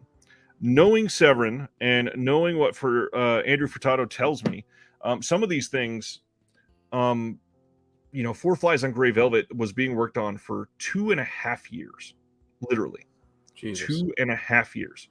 If they started Santa Sangre 2.5 years before May of 2021, that's more than a full year before the pandemic, which means they didn't have to pay for all that protection of PPE stuff for people to move stuff around and be within close quarters. They didn't have to. It's Hodorowski. I believe he's done a lot more stuff in the U.S. where he's more willing to have his stuff moved around, unlike Four Flies was. Not to mention, all the materials were way cheaper back then. Way cheaper. But why do they limit Four Flies if so much work went into it? Like I don't understand why. Because I mean, last horror movie, I get it. That was a trauma thing. That they had to deal with them. Right. But as far as that, I'll never understood why that was limited to that weekend only. From what they said on the podcast, which I don't know if you listened to it, and it wasn't the podcast that everybody talked about with the whole slip enthusiast. The slip case, yeah. Yeah. I believe he made the comment of, I have not decided on a standard copy yet. And the reason that it had to be limited is because if it wasn't limited, it would have to be a retail release, which would be the standard version. And he feels like, David Gregory feels like the title itself is a title that demands respect and a full release like it got. He's not going to be able to sell that through Amazon for $60. He's going to have to sell that on his site. And I understand they should still be listing that limited version if they have it. And they do. If you email them, you can still buy it from them. Yeah. But at the same time, yeah, it's Four Flies on Gray Velvet. Like people clamored for this release for like 14 years. I don't get it. Yeah. I'm still waiting for Suspiria to get like one of those thicker cases. Because I want all my Argentos to match now, the 4Ks, because Arrow put most of them out. And then, obviously the Synapse one is a nice slipcover, but it's a thinner case. So I'm hoping, Synapse, they started doing what? Phenomenon, and they did what else did they? Tenebrae? Demons. No, Demons, yeah. Yeah, they did Demons. Arrow, I have the Arrow version actually. Yeah. But yeah, I'm hoping Synapse maybe puts out Suspiria again. But I want it to match, man. It doesn't match the rest of them. I get that. I would love it if like Arrow released it in the UK with that original art and everything. Yeah, made it their fancy Argento box. Yeah. Moving right along, TerraVision announced their next title is American Nightmare, and it pissed some people off because this is the one from 2002 and not the 80s. But I mean, to me, this one looks really good too. This is a Debbie Rochon film, and it's got a lot of great extras on here. Booklet with writings from Debbie Rochon, Brad Henderson, and Michael Gingold from a bunch of different places. He's been on a lot of stuff recently. We had a commentary with Debbie Rochon and John Keyes in here, a making of documentary with the cast and crew, Legacy of Jane Toppin with Dee Snider himself, Tony Timpone, and more. There is trailer, photo gallery, isolated score, rehearsal footage, all kinds of stuff, Dr. Caligari segments. This is how you do a pretty great release for this one. I would love to see this one. I mean, dude, this is getting a making of documentary. If this can get it, if TerraVision can do this, I don't understand why Scream Factory can't do the same thing for a Jesse Ventura title. Jesse Ventura literally did wrestling commentary for his living for most of his career. Right. That guy loves to talk. I guarantee you if they reached out, he probably would have done a commentary. He's bored. I doubt he's doing much nowadays. He probably would have done it. I think the main difference here is TerraVision has Brad Henderson. And with Brad Henderson, you get a lot of passion for these sort of things. Yeah, he cares. Well, that and Debbie Rochon is close friends, so he's able to get a lot out of her. I only have one TerraVision. Again, I'm not into some of the lower, like shot on video films, but I did grab Copperhead, so I'm looking to check. Well, they've not only done shot on video, and I can see some of the titles that they've got coming up that have not been announced yet. And man, some of these are going to blow some socks off of some people. Not overselling it in any way. There are some titles that people are going to be shocked that TerraVision has them. People are going to be probably not super happy that some of the films are going to be in their subscription through TerraVision if you only love that super low budget schlock horror, because they've got some amazing things coming that are not super low budget schlock horror. See, I'm way more excited for that. That sells me, because I love the team behind it. You know what I mean? Like, Yeah. I want to support those guys. The shot on video stuff is just not something I can get into. Nothing against it. It's just, not for me. But yeah, I'm excited. Anything else that's coming through them, I'll check it out. Well, I will say like this. This is the last chance to get on the TerraVision train before it speeds up like crazy. So pay attention, because it is coming. I thought it was you that mentioned it, right? That they got 200 titles under their belt. Brad had tweeted that somewhere between like 150 to 300 titles he's already signed contracts on. Insanity. That's crazy. And they'll likely be coming over the next 2.5 years. They're Right. probably literally planning releases into like 2025 already. But that's good though, because he probably got that from Vinegar Syndrome, that mindset to plan everything ahead. That's why Vinegar Syndrome is never late. That's why you don't have to pre-order and wait for 3.5 months for something to come in, or you don't even know what it looks like. Like, exactly. They're organized, man. They know what they're doing. They don't necessarily put out everything that I love, but you got to give it to them. They're on their game, and they know their shit. Yep. Griff says that Brad said there's something big for August, and I think they're still trying to get 10 films out for October alone. Yes to both of those. Just wait. Now, the subscription, if you did the 10 film subscription, that would just run out in 1 month then. Literally in 1 month, yeah. Jesus. I can't wait. That's some passion, man. That's work ethic right there. To see how people react to these is going to be a fun year. Yeah. The Blackening from this year is coming out on 4K, which I'm honestly kind of surprised, because it didn't do that great at the box office, but Lionsgate gave it some attention and some backing. So I'm glad that they're doing this. We're going to talk about this one again in just a second, so I'll breeze right through this. Mondo Macabro, though, this is some of the exciting stuff that I was waiting to hear about. July 27th, which is 2 weeks from today at 9 a.m. Pacific, noon Eastern, they are going to be putting up pre-orders for these films. The first one is the sinister Dr. Orloff from 1982. This is a follow-up from Jess Franco to his 1962 film, The Awful Dr. Orloff. And on this, you're going to have brand new interview with Antonio Mayans, new interview with Stephen Thrower, new commentary from Troy Howarth and Nathaniel Thompson, and then a 20-page full-color booklet that is going to be in this limited edition red case only. You will not be able to get that booklet in the standard as per usual. Then the one that's going with it is Shadow of Death from 1969. This is a twisty Spanish-Italian co-production, also called Macabre, also called Viaje al Vacío. This is a story of lust, evil, and hate. And on this one, we're going to have a choice of Spanish track with optional English subs or an English dub track. Glad we get both options there. Everybody can be happy with that. Interview with Angel Sala, director of the Sitges International Film Festival. Alternate scenes from the Italian version and a trailer. And then a 24-page booklet by Spanish film expert Ismael Fernandez. I love these. I am always stoked on Mondo Macabro. Do you have anything from Mondo? I think Mondo is probably, by the way, my name is not because of them or anything. The Mondo Macabro is probably the most underappreciated label, I think, out there. Agreed. I think the movies that they put out, it's the kind of stuff that I want to discover. You know what I mean? Like, right. I want to see cinema from India that I've never heard of. Those are the things that intrigue me, So, and I know, Vinegar Syndrome is doing some Mexican titles and Spanish titles and things of that nature. So I'm glad we're getting, some more light on global cinema, especially like the exploitation stuff. Like, we're getting a Brazilian exploitation title soon from Vinegar Syndrome. That's stuff I want to see. But Mondo Macabro, man, I mean, their stuff is amazing. I'm quite a few months behind. I don't have that much of their stuff, but I pick it up every time in October when they do the sale. I typically do one big order. But Jess Franco, though, man, not my guy. I've tried. I've given him a fair shot, man. I have bought countless titles from Severin and other companies, and it doesn't work for me, man. I get so bored. I don't understand. And I've tried. I really have tried. Like, I wanted to like him.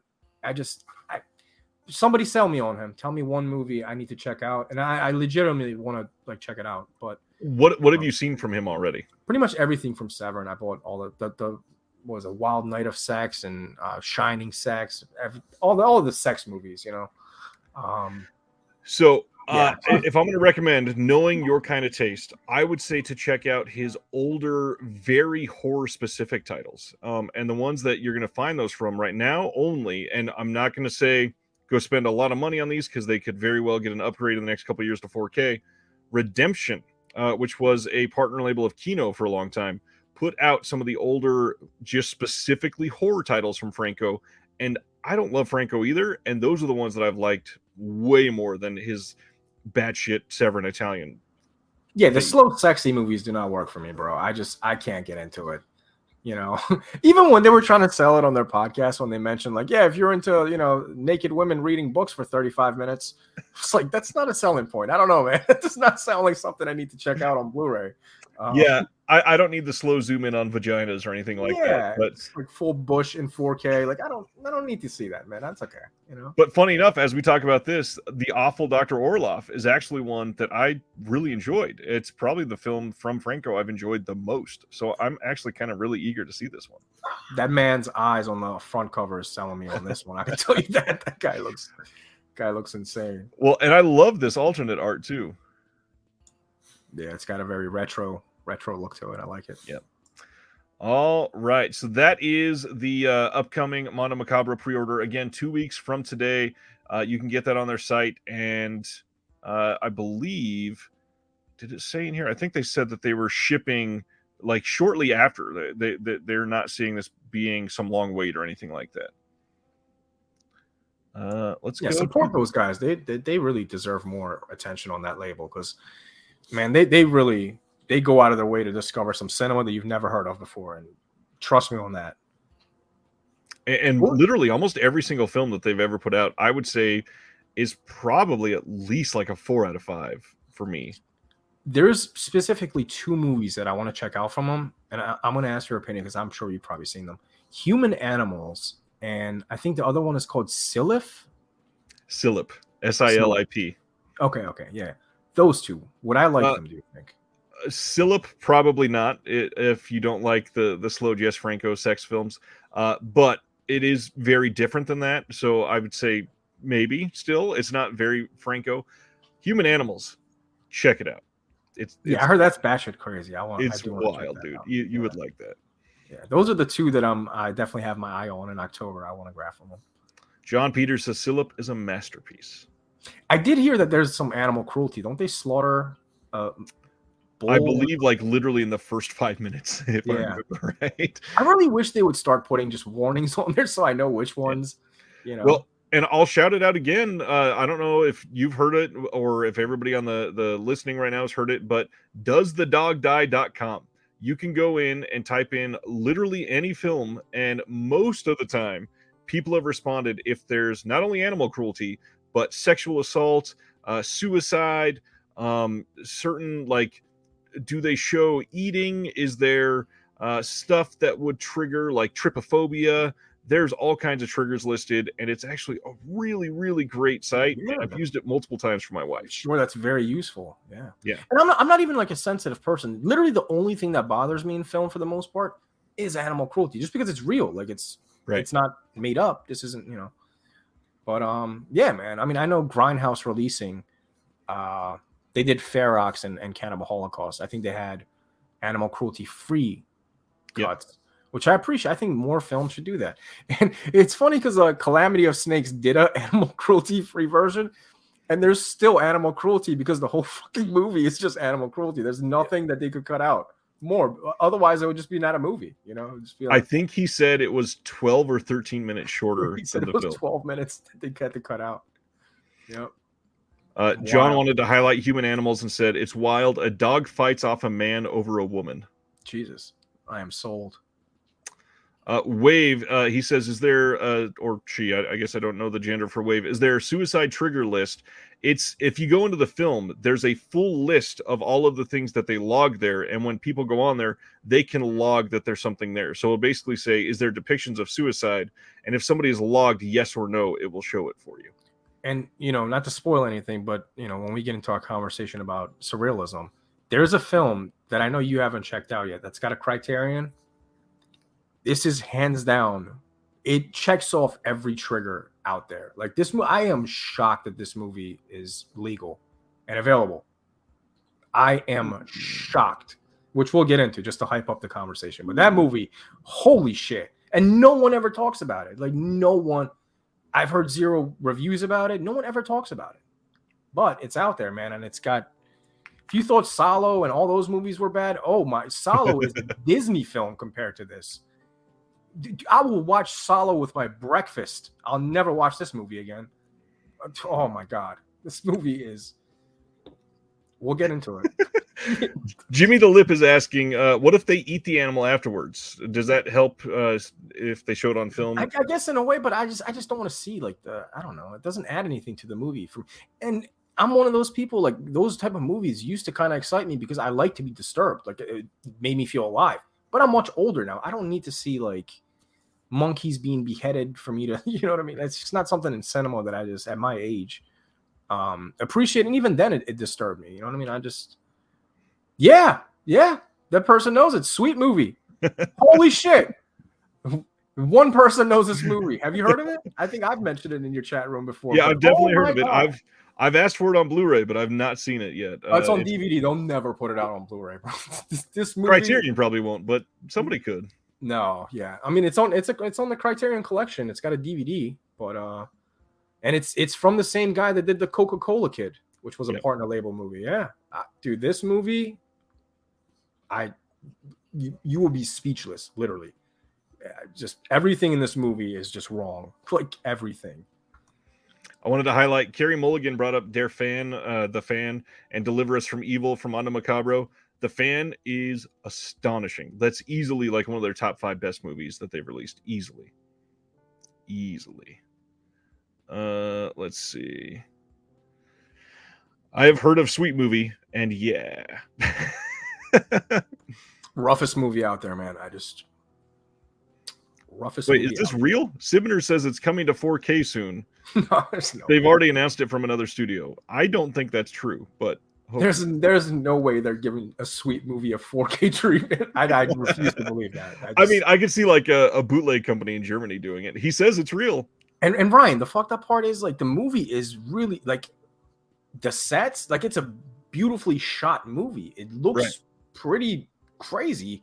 The subject matter and the things they show in the film, kind of ruins everything for you. But it's well done. Like it's one of those movies that I think people that are, film enthusiasts should absolutely check it out. Right. But it's not something I can recommend on a wide scale for people. Your average audience is not going to want to watch this, But so if this is accurate, Blu-ray.com shows a 4K release from Camera Obscura of Sweet Movie, although it says early 2023, and we are now almost into August. I would be shocked if somebody puts this out in 4K, anything is a possible task. Like it's an artsy ass movie though. I'll give it to him. Like in the beginning, like halfway through, you're like, oh, this movie's actually like pretty dope. Like this is pretty wild. And then it just takes a turn and it never comes back and you just crash and burn. Nice. You got to see it, man. I'm telling you. I'll pick it up if it comes to 4K. Yeah, there you go. You need the disturbing nonsense in 4K. Hell yeah, I do. This is the Next Shout Factory site exclusive. I thought they were done when they had announced 2, and then like an hour later, they randomly dropped Sawbones. This is a film that clearly is here to run with the Dr. Giggles cover art and try to go off of that success. This is from 1995 and stars Adam Baldwin. Yeah, no special features on this one either. So they're just going all in on bare bones $30 releases. Seems like a sci-fi original type of movie. It really does. Yeah. I don't know. Something I would probably check out for $14, $15, $30. And that's the thing. I could see most of their site exclusives being $18 MSRP, sold on Amazon day one for $12 and sell 5,000 copies easily. I don't understand it. it's also tough because you have companies like 88 Films that just put out Burial Ground on 4K with a beautiful slip for like $25. I mean, it's It hard to, you know. it doesn't help that all of the 88 Films 4K discs have needed to be replaced so far. Have they? I got the Cannibal Holocaust one. I if I remember right, Cannibal Holocaust is the only one that's good. Beautiful. All right, I'm the only one I've escaped from. Good. Next up, I usually don't talk about standard editions, but Imprint announced one that I know people have been after for a long time. They're doing a standard edition of collaborations, the box set that they put out of Gong Li and Zhang Yimou. This is coming across all 8 discs identically from their limited edition box. No booklet, no hard box, but that is really cool for a standard release. So people will finally be able to see these films. And yeah, that's a good thing. We're also getting Parallax View and Lolita. But yeah, Imprint's incredible, man. I love Imprint. You got a lot from them? Decent amount. I think the last thing I did get from them though is that Wicker Man box set. I haven't grabbed anything recently. So I do want City of God though. City of God. I believe they put that out in Jacob's Ladder. Those are 2 that I definitely did. grabbed. Amazing movies. Movies. City of God is great. Yeah, man. If I can recommend that movie, you know, not a sweet movie, but that one, City of God, masterpiece. City of God might be top 10 for me of all time. Great film. Love that fucking movie. Ryan, give me 1 second. I'm gonna put this dog out while you. Sure. Just give me like 2 minutes. Yep, I'll talk about Raro while you're gone. Radiance announced their next hosted label, which is literally just a partner label, and they had teased this last week. But their next partner label is Raro Video, and so this is going to get some titles to the UK that possibly had been released in the US and have never been released in the UK. However, the cooler thing is they could have brand new titles that are coming out for the first time on Blu-ray in the UK and anywhere with new special features. And this looks great. We've got on this, it says each new Raro Video release will be created in collaboration with Radiance and include newly designed artwork, newly encoded masters, and include legacy and newly created extras. So even just newly encoded masters is a lot that will be exciting because some of the encoding on this side has not been great. I would love to see some of their titles get a better restoration. They're just talking about new encoding, though, which would possibly make the picture a little bit better. But new extras and legacy extras, that's really exciting. So on this one, we've got an HD transfer from the OCN. We've got commentary by Alan Jones and Kim Newman, archival interview with the actor Gianno Garco, archival interview with Agostina Belli, archival interview with actor Cinzia De Carlis, 3 additional archival interviews, and a trailer, image gallery, new and improved English subs, and a booklet with new writing by Rachel Nisbet and archival writing by Chris Alexander. This is getting a 3,000 copy press, which they must have a lot of plans for Raro because a 3,000 unit limited edition is pretty high for Radiance for what they've been doing over there. So eager to see how this does for them. I hope that this gets some good films out and gets people excited about some good Italian cinema. Next up, I'll go through a couple more while Mondo's gone because I think this is going to be a little less exciting for some people. Best Buy is releasing 3 exclusive 4K steelbooks for Expendables, Expendables 2, and Expendables 3. I like that they are themed alike and that they look kind of cool when you go through these quickly to make it look like the bird is taken away on the cover. But there's a 4th one coming out. Again, we talked about this recently for John Wick. If you know another film is coming, I don't have any incentive to buy these because there's going to be a 4-film collection. I mean, honestly, I wouldn't buy these either way. I'm not super interested in the films. But why put this kind of time and effort into it when there's another one coming? I'm not sure. Obviously, it's about money, and they hope that they're going to sell well. But it looks, I don't know, just not really my thing. I just wish that they did it with a better set of care for the consumer. Are you into the Expendables? I've only seen the first one. Me too. But I don't know, man. Those movies, I just had so much hope just because the cast is just Yep. it's an overwhelming cast. When you like look at the names, you're like, oh my god, how could this be bad? But it's one of those failed projects that I lost hope in. I haven't seen any of them really past the first one. Yeah. It's almost like Insidious. Like Insidious, I love the first one. After that, I checked out. I've seen. I think I've missed the one that came out this year for Insidious, but I don't think I've seen the fourth one yet either. Yeah, I saw that one and it was terrible. What was it? The something key? Skeleton Key or something like that. Yeah. Terrible. Next up, this one surprised the hell out of me. Sony is releasing American Pop from 1980. This is coming on August 22nd. This is from Ralph Bakshi. And this has a crazy soundtrack. You've got The Doors, Janis Joplin, Jimi Hendrix, the Mamas and the Papas, Leonard Skinner, Pat Benatar, Lou Reed, Bob Seger, and more. I remember seeing this all the time when I was younger. Loved it. Never thought I'd see it again. Like, oh, Jeremy says that Insidious is the Lost Key, not the Skeleton Key. The Lost Keys. Yeah, Skeleton Key is a... Oh, that's a film itself. It's a voodoo movie. Yeah. New Orleans something, right? Well, it's also... Wait. Did he do... I'm trying to think. Aronofsky did Skeleton Key, I thought. Did he? Yeah. Pretty sure that's an Aronofsky movie. Someone in the chat room, correct me if I'm wrong. Pretty sure Aronofsky did Skeleton. From 2005. No, it's Ian Softly is the director. It's with Kate Hudson and Peter Sarsgaard, Joy Bryant. Why the hell am I thinking of Aronofsky then? I don't know. Never seen the Skeleton Key though. I do remember the trailer. I was no Aronofsky. I'm mixing it with the Fountain. That's Aronofsky. Very much is, yeah. Yeah. So yeah, American Pop. If you've not seen it, great Ralph Bakshi film. This one is amazing, and I hope people check this out if you've not seen it because it is great, absolutely great. Moving right along, we got a few left. Kino, like they announced previously, they are putting out the second season of Monk on September 26th.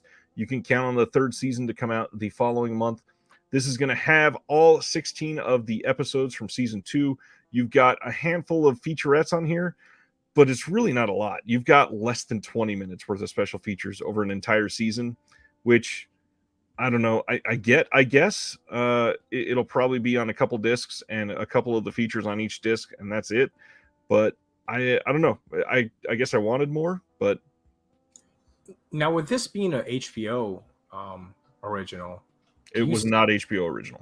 Wasn't this on HBO though? No, this was on like CBS or something like that. Shit, what am I thinking of?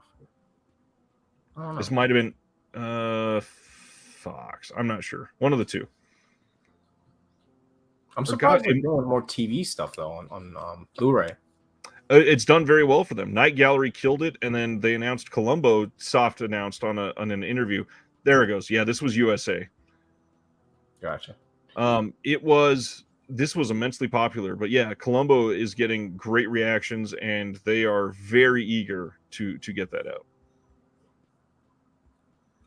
And the Columbo is going to get basically sets like the Night Gallery sets. They're going to be loaded. Commentaries probably for every episode. Cannot wait. All right. This is a big one. Cauldron tomorrow is going to be doing some launches. At 3 p.m. Eastern, noon Pacific, you can order 2 new Blu-ray titles making their worldwide debut. You've got a Cauldron film that is unhinged Fabrizio De Angelis produced 80s Italian horror monster feature, while Neon Eagle Video will throw up one of the most highly regarded Japanese action exploitation classics of the 70s. So you got a film from Neon Eagle, you got a film from Cauldron, and both will be up tomorrow at cauldronfilms.com and Diabolic DVD. And the rest of their stuff got a couple updates. You got a Wave 8 pre-order update, Off Balance, Top Line, and The Last Match are going to be shipping by the end of August. The special bundle price is open until the end of July, but they are getting low on those. Cries and Shadows. The Soft announced this a while back, and they would like to let you know that it's still on track. Due to some rearrangements of the schedule, it is now moved out. Still no set release date, but it's coming with a 2K restoration from the negative and a bunch of extras. And then the most exciting thing for me, it's probably no surprise that they've licensed all films from the House of Doom collection.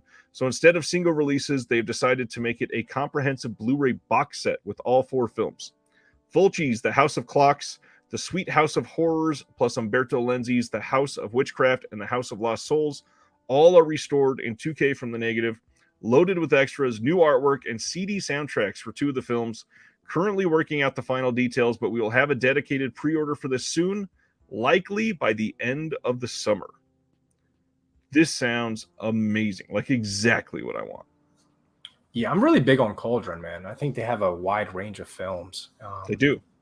I really like that about them. Frankenstein 80, I think it was called 80 or 90. Which one is it? 80. 80. I missed out on that one, man, with the slip. So I'm hoping they find some more because I do want to get that one. But I do have their next batch of films on pre-order, except for that football movie. What was the last competition or something like that? That was. I didn't grab that one. The last match.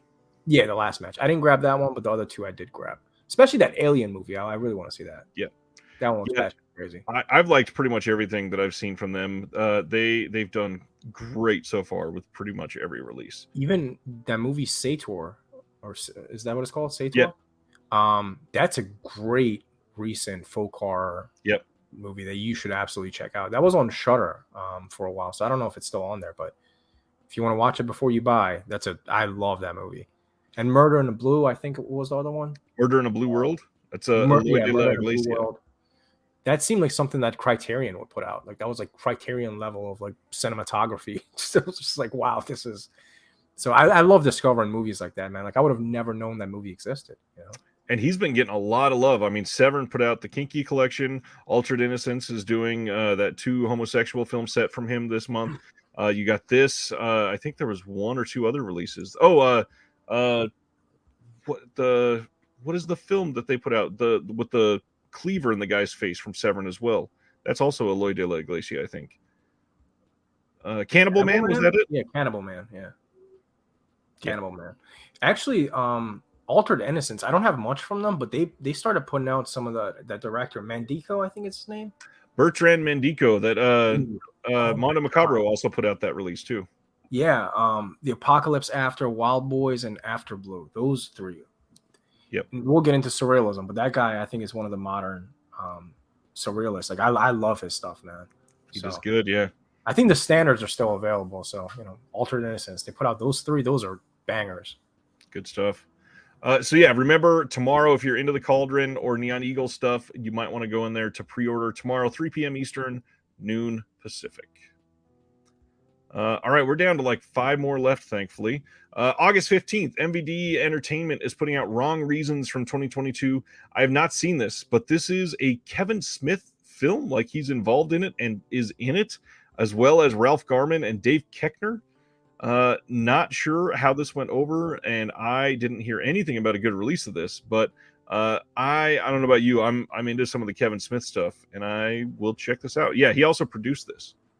Yeah, I'm a big Kevin Smith fan, but I had no idea this existed. Yeah, this seemingly went very under the radar. I never even saw a full announcement on it. I just saw the pre-order for it went up and said, hey, you should probably tell some people this is announced. Is he still doing the sequel to Tusk? I know that was in talks. It is. It's supposedly going to be called Moose Jaws. He has or no, you're talking about Tusk 2, not the trilogy ender. Okay, so I think the Tusk 2 is supposedly still coming.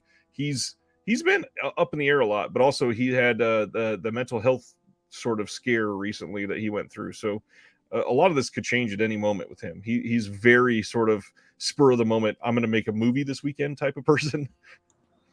I really wanted to like Clerks 3. I couldn't get into it, man. I just watched it recently, and I really liked it, actually. I couldn't get into it because it's not what I expected. You know what I mean? Right. I went into it expecting the typical Clerks comedy, and I was just like, oh, this is heavy. This is not shit, man. I wanted, Jay and Silent Bob making dick jokes. This is like serious. This is not what I expected. Yeah. But I gotta watch it again. I may like it on a second watch because it's not a bad film. Like I thought it was well done. It just wasn't expecting. I wasn't expecting, to Yeah. go in. Yeah, I was expecting a comedy. It was. I saw it so late. So many people had warned me. So thankfully I was ready. Zombies Ate My Arm says Tusk 2 is still on the way. He said this when I saw him during the Clerks 3 tour. So hopefully. You think A24 is still doing the Tusk 2? If he's still got to deal with them, I don't. I mean, they didn't do Clerks 3, and that was after. So well, A24 had Tusk. That was there. It's. I don't think it was envisioned as a franchise. I think that was a one film deal. Yeah. So time will tell on that front. I'm still surprised they did Tusk, to be honest. Well, it was one of the earlier films before they really had an identity. You know what I mean? Right. They were just kind of doing whatever. But also, Kevin Smith had an identity. I thought he'd Yeah. be able to get something bigger, but I don't know. Maybe they went all in on it. That's another company, man. Like A24 is putting out my favorite films right now. Like I'm that guy. Like I love anything they put out. But at the same time, they're another company that just doesn't put out 4Ks all the time, and I don't understand why you're doing this. Like it just, Or they'll put out the Blu-ray and then sell you the 4K in 6 months. Yeah, exclusive to the website, and it doesn't fit on the shelf, and it's $65. It's like, dude, just give me a standard with a slipcase. Like I'll be happy. I don't need all this extra stuff. Carrie says hopefully he can get Lily Rose back. I'm sure he can. I love her chemistry with Harley. They're friends in real life, so it makes sense. Absolutely should. Yes, I've heard this as well. Sibner says, I heard rumblings that there was someone wrestling away the rights to Dogma from the Weinstein Company. That would be swell. I mean, there's a lot of his stuff that's been out of print. Red State's been out of print for a long time, too, and that's my favorite Kevin Smith film. So, hopefully soon. Like I said, from The Blackening, we would talk about it again. They are also releasing this Best Buy 4K Steelbook. I'm not sure if this is an exclusive one or not. Usually for their exclusives, it says only at Best Buy on their site. This doesn't have that listed, so you might be able to get this anywhere, which means hopefully cheaper. But the big thing to point out, and I guess Bob commented this, he says it's a Lionsgate film, and they're not showing a slipcover in this image. So that, I think, is the first Lionsgate one without it for quite some time, which is interesting because their slips have been really nice with those deals. Yeah, I mean the movie seems like a one-time watch. It's not something I would want to pick up necessarily. I'm intrigued to watch it, but I love that cover though. That art is amazing. I love that art. Like this is, the silhouette's done right. I thought the Cabin in the Woods art for the Steelbook that Best Buy had. I like the concept, the execution. I didn't like it. This is much better though. I like this a lot. Yeah, I like the back of this glossy too, so it's gonna pop. Even that back, I'm sure this is from a scene in the film, but I really like the way that's done. Hell yeah, that looks great. All right, we got some details. Paramount is releasing Roman Holiday on 4K. We've known about this for a while, but this is coming on August 15th, and there are 0 new special features. This is literally the Paramount Presents release, put out on a 4K disc. Not in a Paramount Presents shell, basically. So you're not going to get anything new unless you really are dying to have that UHD disc, which kind of crappy that they did it that way. But that Paramount Presents line has kind of blown them up a little bit. Obviously, Paramount had a huge catalog that they were not putting out on physical media for a long time. And suddenly, they've discovered the merit because people are buying them. So hopefully it does well. And I'm sure it'll look great. I mean, this is a film with Gregory Peck, and you've got Audrey Hepburn. It's from 1953. No doubt this is going to look stupendous in 4K. Do you think Paramount Presents is going to start doing this now with their older catalog titles? Because, I mean, they just did that with Vanilla Sky also. Yes, I do. I don't think it'll be for all of them, but I think anything that had a new 4K scan will absolutely come out on UHD. Would have been nice if they did the same concept with the slip, but I agree. And I'm also kind of saddened that not all of them will likely happen. Like Airplane got that Paramount Presents release. The scan is awful. It didn't get a new scan. Who knows if that's going to get a new restoration and get a good release ever. And unfortunately with Paramount, their restorations are hit or miss. Half of them are a revelation. They look amazing. The other half are barely an upgrade, like from DVD even. So we'll see. Finally, the one that everybody's been waiting on. The Flash from this year that had like 17 people see this in the theaters. This is coming out on August 29th in this standard release and this 4K Steelbook. If you are into this film, they've got a whole bunch of featurettes on here.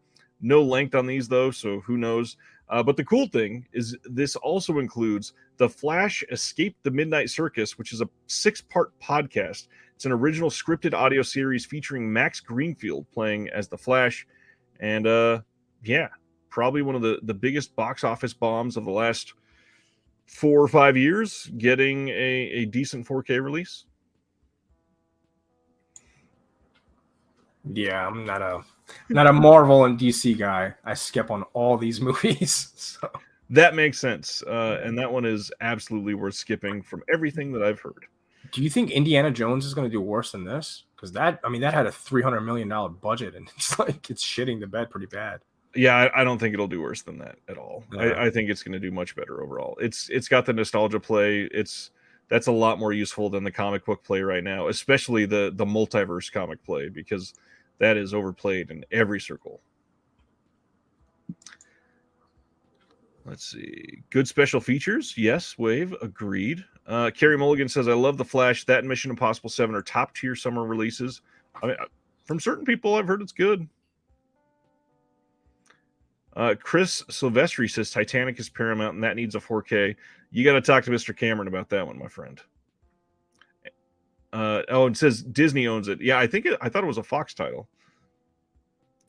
All right, let's go what we normally go to and check out what is coming next week in case you forgot and need to get something pre-ordered.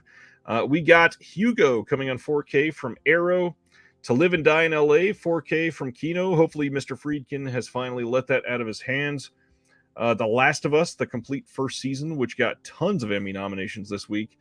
The Renowned Westerns coming on 4K from Criterion. Les Miserables, the musical from 2012, is getting a 4K release. Breathless from Godard from 1960, getting a 4K release from Criterion. Land of the Pharaohs from Warner Archive, Nevada Smith, and Gloria, both from Kino Lorber. The next release in South Park, their season sets, is season 21 through 25 coming out. The Iron Prefect from Radiance, number 1 with the Bullet from Kino. Blonde Ice from Classic Flicks. 52 Pickup from Kino. The Audie Murphy Collection, number 2 from Kino. Will is watching, so I will give a special shout out to Subspecies 5, Blood Rise, finally getting its actual release date next week, although some people have that in hand already. The Spanish Dancer from Milestone Films, that is a partner label of Kino, that releases next week. That's from 1923. End of the World from Kino next week as well. Here's an interesting one. So we have the Deadstream releases still listed here. These have still not shown up anywhere that I've been able to find. Deadstream on Blu-ray, not up on Amazon, not in Walmart. This Deadstream Steelbook is supposedly coming out next week from Walmart. Still not able to be pre-ordered. You can't find it. It's not listed. Nothing like that anywhere. Very curious what's happening there. Persian Lessons coming from Cohen Media Group next week. And that's it for me. Anything sticking out for you? Not really, honestly. To Live and Die in LA, I'll eventually pick that up from Kino, but maybe Hugo, but I'll wait on a sale. Because that I love Scorsese, man. Like, I'm a huge fan, but that movie, I don't know, it just didn't seem like something I would enjoy. A lot of people hate that one. Yeah, it doesn't seem like the type of Scorsese I want to check out, but I'm sure eventually I'll add it to my collection. But nothing's coming out next week that I'm busting through the doors for. Right. I completely agree. So I agree. Edward definitely needs a 4K. I would love to see that in 4K. Unfortunately, that is with Disney again. Telling you now that LA is never going to look cool and blues that release will. Waiting on my Hugo pre-order from the Target sale. That's a good choice. That was fairly cheap there. In case anyone is wondering, Nevada Smith is awesome and worth grabbing. One of McQueen's best. Recommend End of the World. It's a top tier. And To Live and Die in LA is missing 3 shots of William Peterson looking sexy. Oh, Will. Subspecies 5 shout out. Slept on 52 pickup before and only got the DVD. I'll pick it up as soon as it's on sale. Ryan, who's on your t-shirt tonight? This is from Django Unchained. Love that one. Will also loves Nevada Smith. Your shirt's a classic too, by the way. Love that shirt. Gotta love some Tiny Tim. All right. Tonight, as we've discussed, we are talking about surreal films. So I'm very curious if you want to give some sort of definition in your mind about what surreal films are, and then I'll go through what I consider. I think there's so many different definitions for it. You know, there could be Right. like the trippy, kind of like Enter the Void, psychedelic surrealism. There's also, you know, the very early stuff that, you know, like Salvador Dali and Luis Buñuel and people like that, where they basically just took everyday items that wouldn't fit together and would stand out of the ordinary, and that would be considered surreal. And that's kind of like what I fell in love with. A lot of the surrealist films that I love are more so the set pieces are just kind of out of the ordinary. It's not so much that the concept is, oh, they're you know, freaking out off of acid like a climax type of movie. It's more so like Caligula. That's not necessarily a surrealist films, but I kind of consider it that because of the set pieces, you know, because it just, I think everything is obviously over exaggerated a little bit, but it does have like a trippy vibe to it. So as an actual definition, it's hard to say for me, man, but anything out of the ordinary that is beautiful and disturbing at the same time kind of is, I think, what I usually go for. Because a lot of these films that I'm naming are films that are kind of like avant-garde, but like disturbing and might be taboo, but at the same time the cinematography is beautiful. It's something that you can see, and it leaves you feeling uncomfortable, but the visuals can be overwhelming in the best way possible. And yeah, man, there's a ton of directors that we can get into. But I mean, surrealism, it's something that, you know, wasn't just in film. You know, it started out in, I think, the 1920s in France as an art movement. I went to art school, so I fell in love with just surrealism as in the form of painting at first. But once I got into film, like, I had no idea Salvador Dali was involved with films. Like, I had no idea that was a thing. And Speaking of surrealism. Yeah, and it makes me sad that he died and we never got the Jodorowsky's Dune, because dude, Alejandro Jodorowsky and fucking Salvador Dali working together, that's a wet dream for me. That's the craziest shit I've ever heard in my life. That's a lot of acid. And once I saw that documentary and I looked at some of the concept art for what they had in mind, I was like, oh my God, we got robbed. Like, this, how did this not get made? This looks like the most fantastic film that never got made. But yeah, surrealism, I think everybody's kind of got their own definition for it. But I agree mostly with what you said there, and nothing that I really don't agree with. But for me, really, the main thing that I always thought about it as is something that made me question what was real and what wasn't. And that was it, which nowadays I feel like that almost gets shoehorned into a lot of films to make them surreal in a sense. There's a lot of you know, like the A24 style horror that seems to get this aspect of, was it real or not? That's just, oh, there's a little side thing that we'll throw in at the end of you experiencing this entire film, which not always a bad thing. I think there's a couple films that kind of took advantage of that. But I also found a website that was listing some attributes that they said, this is the way that we look at surrealism. And they broke it down into just a few here. The first one is glitches in reality and trippy nuances, impressionistic, psychedelic, or bizarre cinematography, uncertainty about artistic intent, misunderstanding, and gonzo dynamics. I love the way that they actually use that word. And then ripples in the fourth wall and other meta commentary. So with that last one, they leaned into like Scream as a surrealism film, which I get by that definition, but really to me, I don't look at Scream as a surrealist film. Yeah, I think, again, you know, as the artists, as the directors, when they make us the observers, the viewers, question things, I think that is the power in it. You know what I mean? Right. Like, you know, when you watch surrealist films, a lot of times, whether internally or socially, you have these conversations like, what the fuck did I just watch? I don't know what I just watched, but I'm intrigued by it. And you find yourself days after just thinking about like these visuals of like, why did they have a headless horse next to a naked 73-year-old woman drinking tea? Like, what did that mean? What's the symbolism? Yep. So I think a lot of them, and honestly, like, a lot of them are just style over substance, unfortunately. But still, it's like visual orgasms for me. I still like those movies, man. But yeah, Scream that's a weird one. I get where they're coming from, but I would never associate that with surrealism. No, not at all. There's nothing in there that makes you think, was this real or not? Yeah, I watched exactly what I saw. That's like, it's exactly what happened. All right. So did you end up making a top 5 list to go through? I kind of made a top 5 directors, and we'll just, if that's okay, I'll just throw out a couple of their names. Yeah, let's do that, and then I've got some honorable mentions I can throw out after as well. Yeah, I think one of the OGs of this that obviously is, I think he's like the god of this, man, is Alejandro Jodorowsky. I didn't want to just get into him because he's like the cliche answer, but I discovered Holy Mountain. I'll never forget it. I bought it off of eBay on DVD, and it was a bootleg.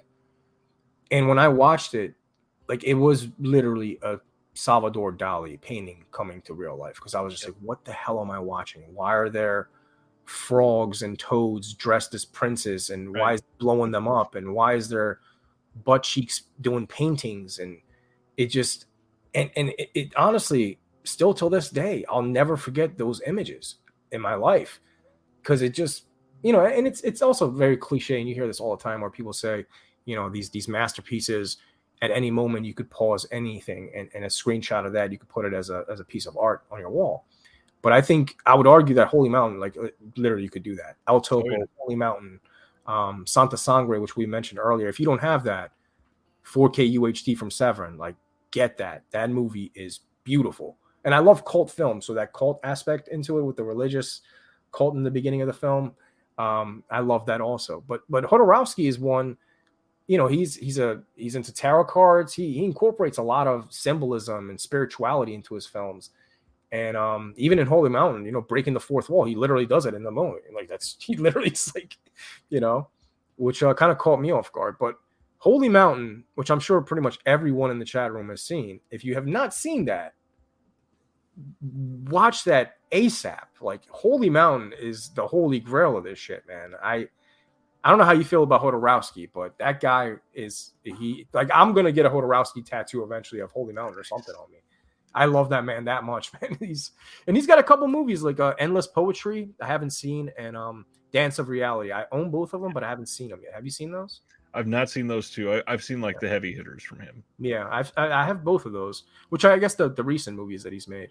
But yeah, he's something else, man. He's a special man, and I hope he lives 100 years, because that man, I don't want to be on this earth without Jodorowsky. One of my honorable mentions, I'll bring it up right now. Santa Sangre is that film for me. This is the Jodorowsky that took me by surprise, literally like grabbed me by the balls, and I was stuck just in place in awe of this film. And the way that you mentioned, the cliche, every scene is this beautiful shot or whatever. I think there's a site called Every Frame a Painting, or a Twitter account or something that did this. And one of the times that I just happened to find this was a still from Santa Sangre. And it was the first time that I'd ever seen anything from it. And it just so happened to be right before Severin announced it. And that was my first foray into Jodorowsky, was when Severin released Santa Sangre. It just had never been on my radar before. I think I'd heard of Holy Mountain or El Topo, one of the two. And this 4K blew my mind. Like, this thing looks gorgeous. The Severin restoration on that film is mind-blowingly good. The colors are so, like, it should not look that great. It is so well done. But just the what the fuckery in that film made me just sit and stew with it. And so much so that I went back and rewatched certain scenes afterwards. I just adored that movie on first watch. Yeah, he's definitely a master of his craft, and everything in his films is placed for a reason. Like, the color schemes that he uses, everything, and he uses ordinary everyday objects or people and makes those things surreal and really just a piece of art. Like, he'll take a mime or a clown and put them with dead animals in a place of worship, and all of a sudden you're just like, what the like, what am I watching? What just happened? Yeah. But for some reason, it just, I don't know, man. He has an impact on my brain, man. Jodorowsky is that guy. My friend Terry says the Dance of Reality and Endless Poetry are quite good, more grounded as it tries to tell the story of his early years, but not without moments of surrealism. Nice. Interesting.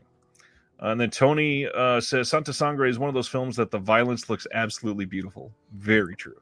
And those are the type of surrealist films that I love. The ones that push the envelope and are violent and disturbing, but at the same time, they're beautifully made. Like, you know, they have scenes where you're just like, wow, this is like, I want this as a poster on my wall. But at the same time, I'm scarred for life from watching this, you know? Yeah. I went through everything that I could to make a top 5, and knowing this type of stuff that you always talk about with primarily the 70s and 80s and a lot of the bigger, more well-known directors, I figured I'd try to do a mix of a couple more modern surrealism films that I love and some stuff that people won't think about. And so the oldest one on my list that I'm going to talk about tonight is Pink Floyd's The Wall.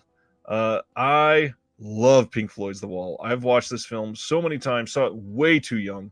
I don't know why I saw it so young, probably because of what my parents were, very into music, and before I came along, very into drugs. So it makes sense. But this movie, I mean, the mix of drugs, the mix of animation, the mix of what is happening on screen and why does it even exist in front of my eyes is the type of thing that makes you just entranced. And even from a young age, this was like storytelling told in a way that I have to watch it 4 times just to find out that there was a story here. And I love Pink Floyd's Wall. I mean, how do we not have this in some great release yet? Obviously, it's because Pink Floyd sucks with their rights and everything. But man, this could blow the mind of another current generation if we release this right now.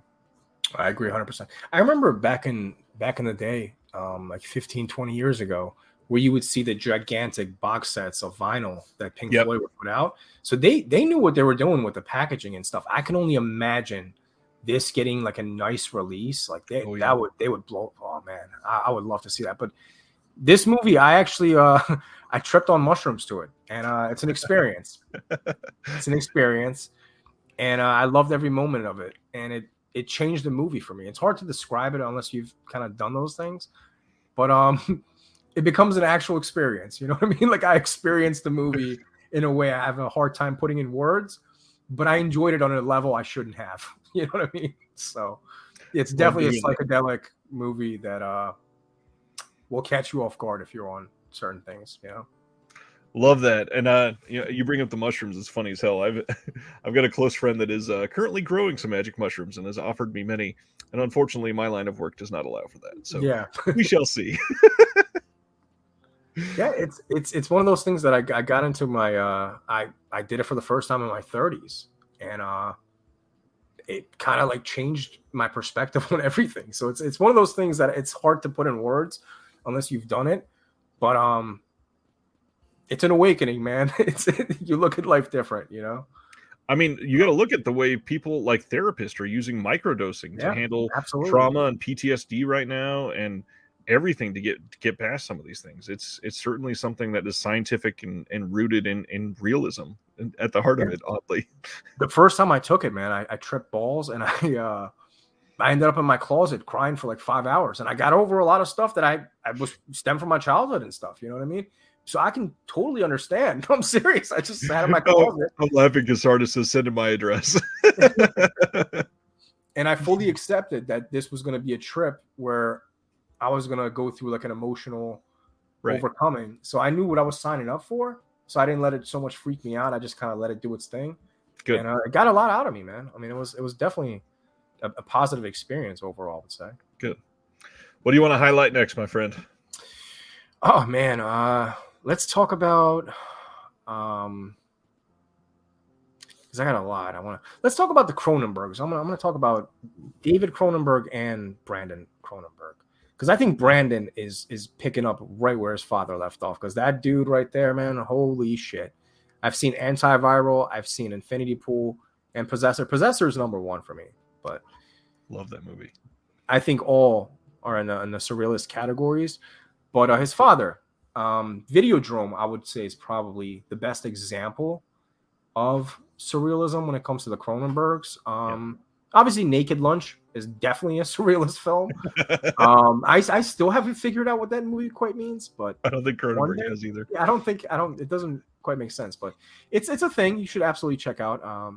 And Crimes of the Future is another one that I think it had an abrupt ending. Like I wanted more. I wanted another 20 minutes. I think the ending was kind of just, kind of left me with blue balls. But overall, I thought Crimes of the Future had the potential to be mind blowing. The ending just didn't quite work for me, which I was hoping. I was like, dude, there's got to be an uncut version. They cut something. Like there's more. There's got to be more. And then once Second Sight announced it, and I was like, oh, that's the end. Like that's it. He didn't do anything else. He just left us hanging. But I think Cronenberg is one of those directors that he has a great balance of being artsy, but at the same time the body horror. Like, I mean, another guy that I think kind of complements like David Cronenberg is Alex Garland. Men was a movie that people hated.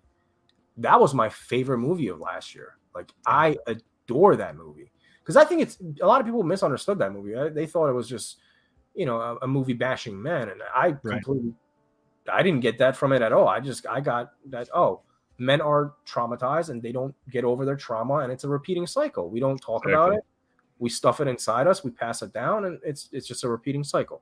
It wasn't a movie about bashing men, but the body horror in that, and that's another great example. Like, that's one of my favorite surrealist films that's come out in years. Men, A24, absolutely check that out. And not to talk about Alex Garland, but since I brought him up, Annihilation. Annihilation is Oh my god, dude! When I watched that for the first time, because typically I'm not a big sci-fi guy, and I watched the trailer, I was like, I'm gonna hate this fucking movie, and I gave it a fair shot. And I didn't know where it was going. And boy, did it pay off. I was like, oh my God, I'm an Alex Garland guy, man. Ex Machina, everything he's put out, I love. And there's a lot of hope with these new directors, man. I mean, Ari Aster, there's a lot of different people. Who's the other guy? Pasmos Cosmatos, yeah. Yeah, he did Beyond the Black Rainbow and Mandy. Yep. Like, I watched Mandy. My eyes were,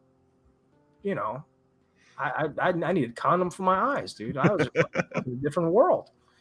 But yeah, there's a lot of hope for the future of surrealist films, because I think a lot of people are experimenting with things. You can even make the argument of like Skinamarink. I hated that fucking easily. That's a very surrealist film. I hated that movie, but that's experimental film. That's exactly what that is. But yeah, I would say the Cronenbergs are definitely up there for me, both of them. And I'm so excited for his son and what he's got coming up, because he's still young. This guy's got another 20, 30 years of filmmaking. God knows what we're going to get out of him. Even David Cronenberg, he just finished production on the film that he was working on up in Canada, and he's already got another treatment for the next film after that. It's crazy how much he's still like suddenly working again. I love it, dude. I love it. And he's one of those guys, man. Like, he's a philosopher, man. He incorporates that into his films.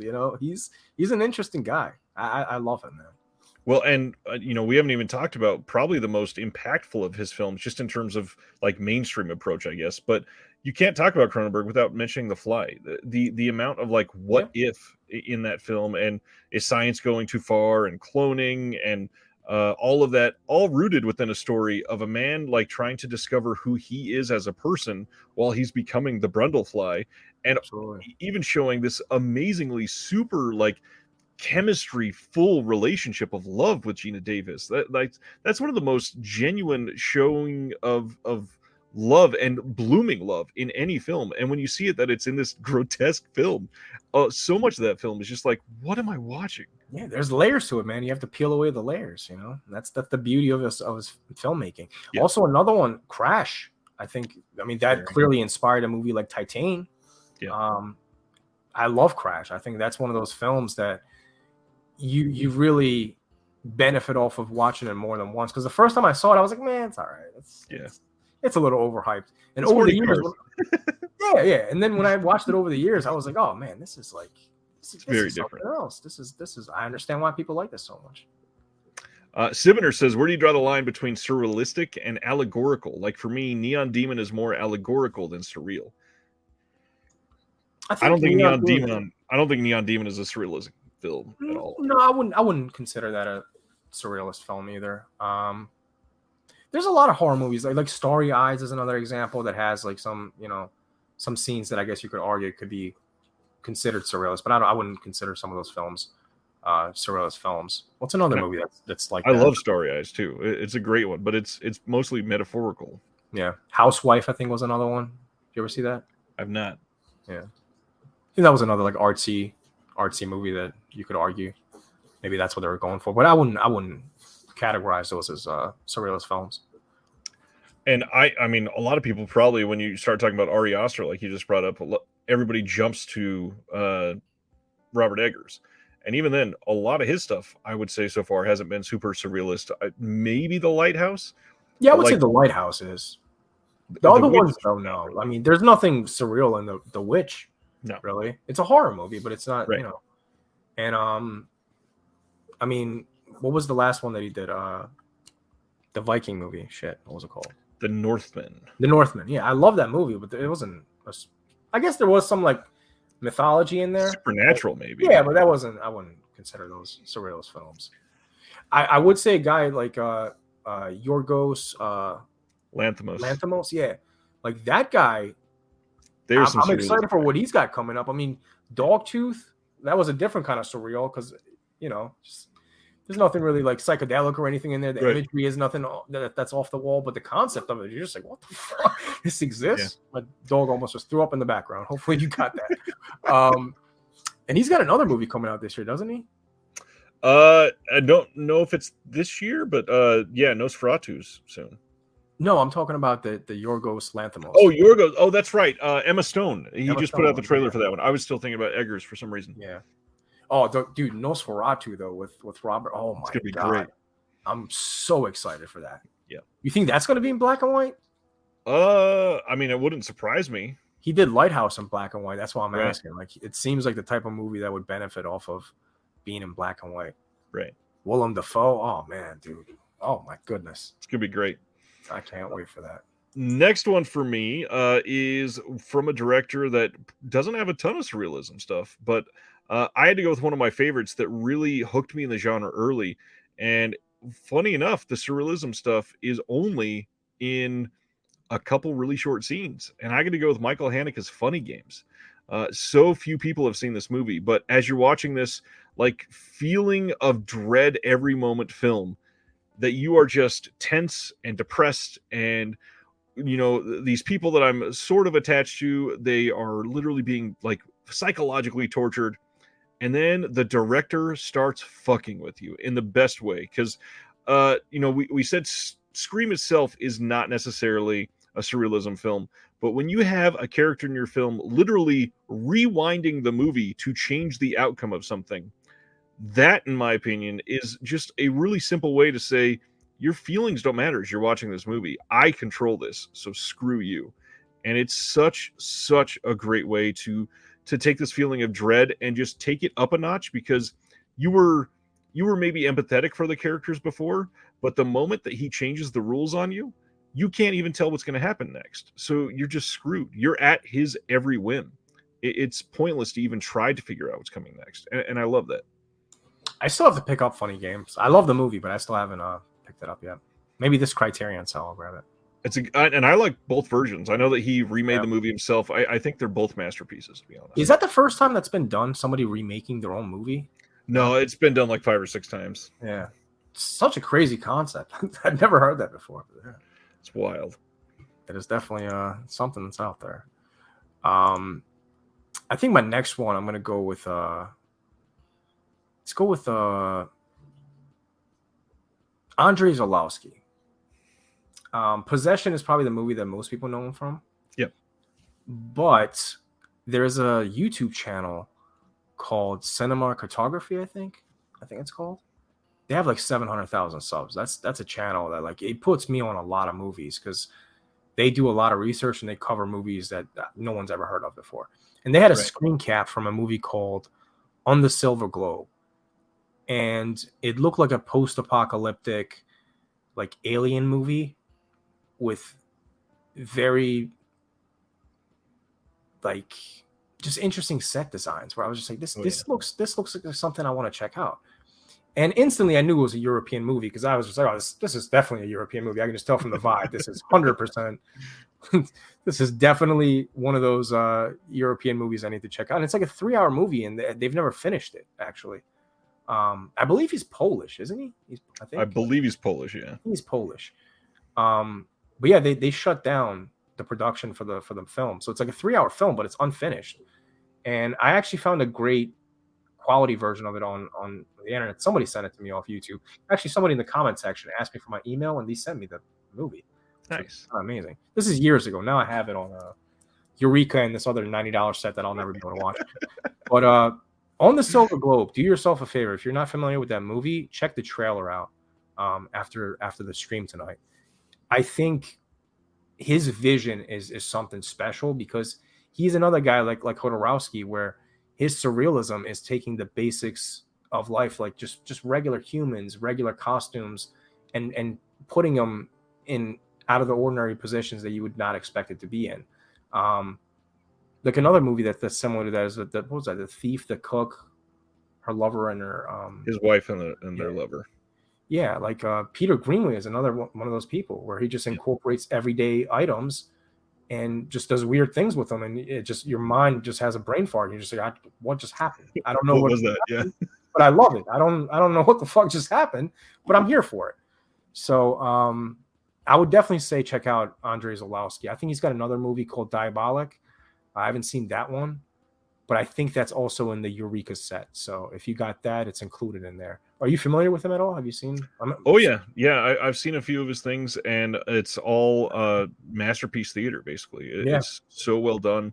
If I can't remember, so this is not by any means speaking from experience, but if I remember right, the Under the Silver Globe, they ordered it destroyed or ordered it removed or something like that because it was during some of the people being expelled from Poland or something like that, and they rescued what was done somehow, and so what we have is not complete, but it was basically all that they had. So I've still never seen that full version. I've been waiting for a good high quality release of it. A lot of the post-war films that came out after the war, man, I think Criterion has a ton of them. That's how I've discovered a lot of them. Like, you ever heard of Black Moon? Oh yeah. Yeah, Valerie and her Weekend of Wonders, I think it was. That's another touchy movie that's it's a little rough to watch.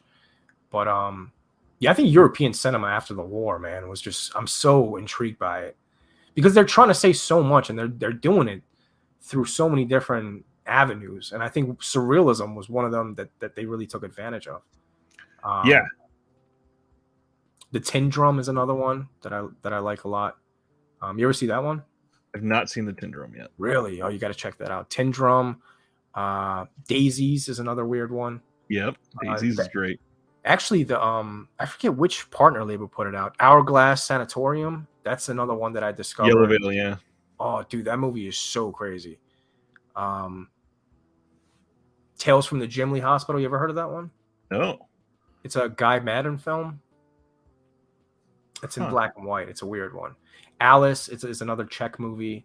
That's a good one to check out. Alucarda is a Mondo Macabre. Alucarda is great. That's a bad shit. If you like The Devils, I would recommend that movie. I think that's a good one to check out, definitely. I mean, Ken Russell, you could say, is surrealist for literally anything. Yeah, Altered States probably is the closest to surrealist, but I mean, I would argue like Devils had some surrealism in there, I would say. Yeah, at least supernatural, yeah. Yeah. And then I'm not trying to be actually type person, but I wanted to share because I made the exact same mistake last time. Jared Honor from Mondo Macabro messaged me when I announced this box set with Under the Silver Globe the first time, and his message to me said, I should have been on your show last night so I could correct your pronunciation. The guy's name is actually pronounced Andrzej Showowski. Andrzej, say it one more time. Showowski. Oh, Andrzej Showowski. Andrzej Showowski. Gotcha. Andrzej. Gotcha. It's a lot. Is he still alive? Is the director? I don't believe so. Yeah.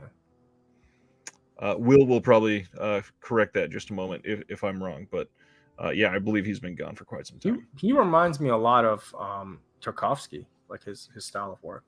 Absolutely, yeah. Let's see. Next one I was going to talk about. The next three are actually very modern, but I love these films a lot. So the next one I want to talk about, I think it's from 2014, and was put out by Oscilloscope, and that's the movie Coherence. This movie is one of the like five fairly famous like dinner party films that came out in the mid 2010s, and Coherence is about a group of people that are at this dinner party, and something goes wrong, and they lose power, and they need to go find out what's going on. And they go across to another house in the neighborhood, and they find out that it's all of them in like a separate dimension type house, basically. And then when some of those party that went out to find help come back to the original house, they try to explain what's going on. But now the question is, are these the original people that were at the dinner party with us, or are these the copies from the other house? And this film was basically written together, where they had the writers starring in the film, and they would come to the set that day and say, "This is where we want to be done when we're filming tonight. You can write to get us to that point however you want."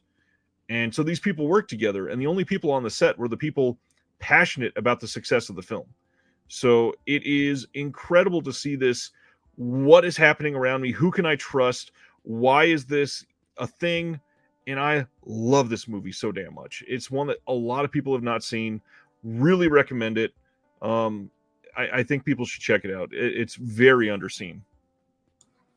I've actually never heard of that. That's what I was excited for, to get some recommendations. Actually, some movies that I've never heard of before. So I was going for some of the bigger ones that because I knew that you would take some of the bigger names, so I wanted to get some of the bigger, more mainstream type titles. Next one, let's do because I have quite a bit here. I do want to, and I'm probably going to butcher this name, so somebody help me out. But I mentioned a sweet movie earlier. Dusan Makovic, I think is his name.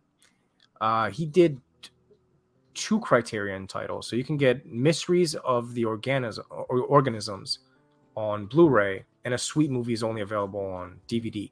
He also did a Coca-Cola Kid, but a surrealist master, but he will push every boundary possible. And I don't even feel comfortable saying what's on these movies, but like, dude, there is some really touchy things on A Sweet Movie. I mean, there's a scene where they basically puke on each other for like 5 minutes, and it's just like, oh, why does this exist? I don't know what you're doing. And it was to the point that he actually had to switch the movie around, because the main actress in the movie during that scene, she quit. She was just like, I don't want to be a part of this anymore.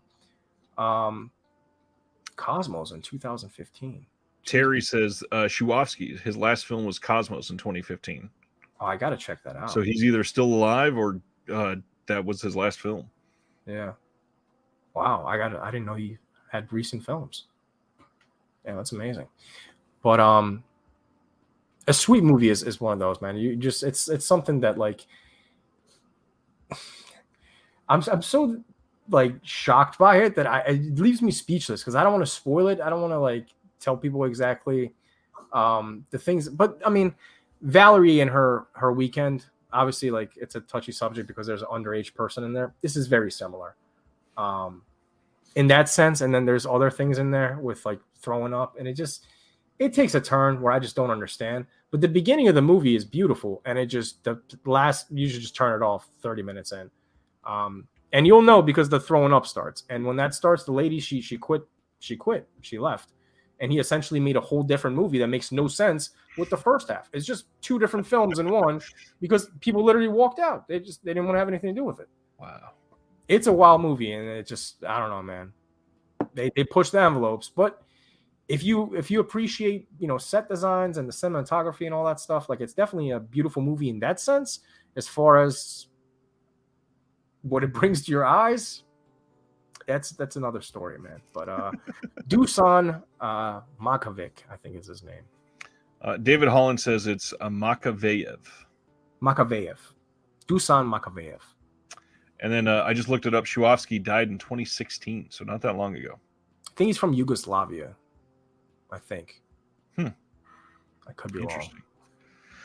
Love these type of stories, though. I mean, the what the hell is happening in front of me is just one that I always attach to. Have you seen the mysteries of the organisms? I've not seen anything from Makaveyev. Oh, okay. Because I know that's got a criterion. I try to watch that one. I couldn't really get into it.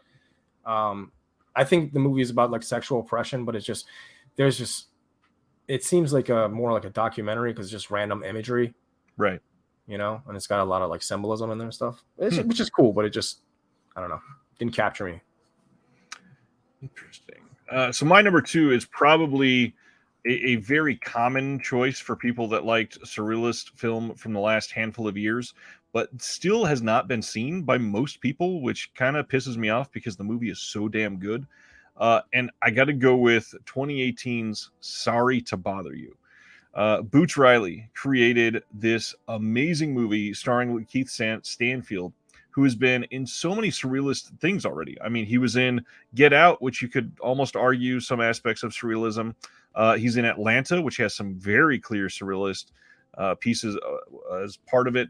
But this takes the cake for easily the most surrealist thing that he's been a part of. And this has Danny Glover in it, Tessa Thompson, Jermaine Fowler.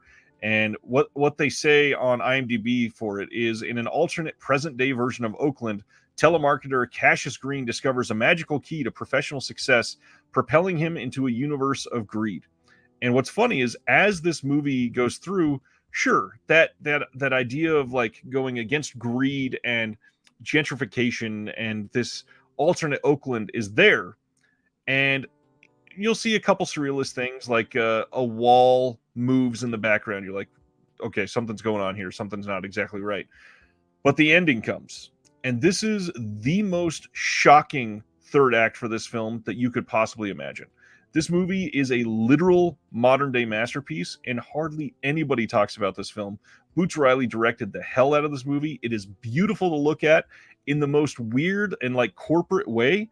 It's still just stupendously gorgeous in this authentic, like fashion-forward sense, and it is wonderfully directed, wonderfully acted, and actually shocking. It is actually something that when you watch the ending of this movie, you do not know what the hell this was leading up to. Well, I'm sold, man. I gotta buy this. Is this available in physical? Yep. It's just a standard studio Blu-ray, which I'm honestly shocked that a studio put this out. I don't remember who did it, but gosh, let me see if I can pull that up. It was let's see, it couldn't have been somebody that small, and it was only like a $3 million film, so I don't think it was anything like shockingly expensive for them to invest in. But let me see, it got a release from Fox. It's on a Fox Blu-ray. You can get it on Amazon right now for $8.99. I'm gonna get this right now. I want to check this out. I think you'll love it. I want to check this out. Gaspar Noé, Enter the Void. One of my honorable mentions says literally everything Gaspar Noé. Maybe not I Stand Alone. I guess that and Vortex isn't right. You know, but yeah, he's definitely got a lot of surrealism in his films. And dude, Gaspar Noé is one of those directors that I feel like we only get one of these people every few decades. Like he is special. He holds a special place in my heart. Even though he does some things like Irreversible is not a movie that I want to watch on a yearly basis. Nor do I think I'll probably ever revisit it again. But I appreciate that type of work because I like extreme movies, you know, like I like that in art. Yeah. In art in general, you know, like I grew up, I like extreme music. The paintings I have on my wall, everything is just kind of, so it very much attracts me, like what he does with his films, because you never know what he's doing. Like one second this guy is making a beautiful film like Vortex, the next one he's jerking off in a club, like you don't in the background, and you're like, what is that, the director doing this? Like what is happening?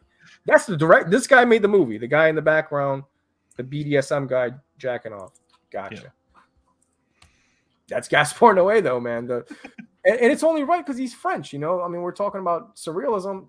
they started the movement. You know, they were the ones that started it. So I'm sure he's done his studies, and he pays attention to detail, man. I mean, I remember in the beginning of Climax, you see all the VHS tapes on the side of the auditions. It's got like Solo and Possession and Cannibal Holocaust and all these exploitation films that kind of, I guess, inspired him to become who he is as a director. But yeah, I love Gaspar Noé, man. I love that dude. Yeah, this is another one that pretty much everything that he's put out, you can't watch it without feeling something like heavily for a while. And a word that I happened to use in a message earlier today kind of fits this perfectly. And literally, if you put everything that we're talking about tonight into this random bubble, I would just throw the word evocative out there, because no matter what, they're evoking some sort of feeling in you. Sure. And you don't have a choice. You're usually along for a ride. You're stuck with something, and you will be thinking about it. If you watch it on Friday, it's still going to haunt you on Tuesday, no matter what. And that's what great art does. It Yep. it forces a reaction out of you, whether good or bad, you know?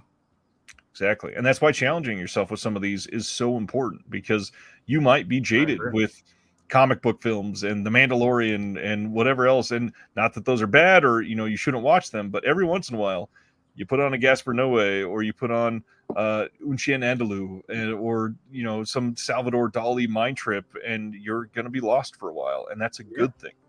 Broaden those horizons. I agree. Even with like disturbing films like Solo, I didn't watch that movie for, I don't know, 15 years because I didn't want to watch it. And then I watched it and I was like, oh, this guy's saying a lot. This is not what people paint this movie out to be. This is not just a dirty, gross movie. This movie is saying a lot about fascism and what was happening in Italy, and him as a gay man. I'm sure he relates to a lot of this that he went through. So right. I think Solo is it's a good movie to me. It's not something I can just like watch, but I'm glad I have watched it.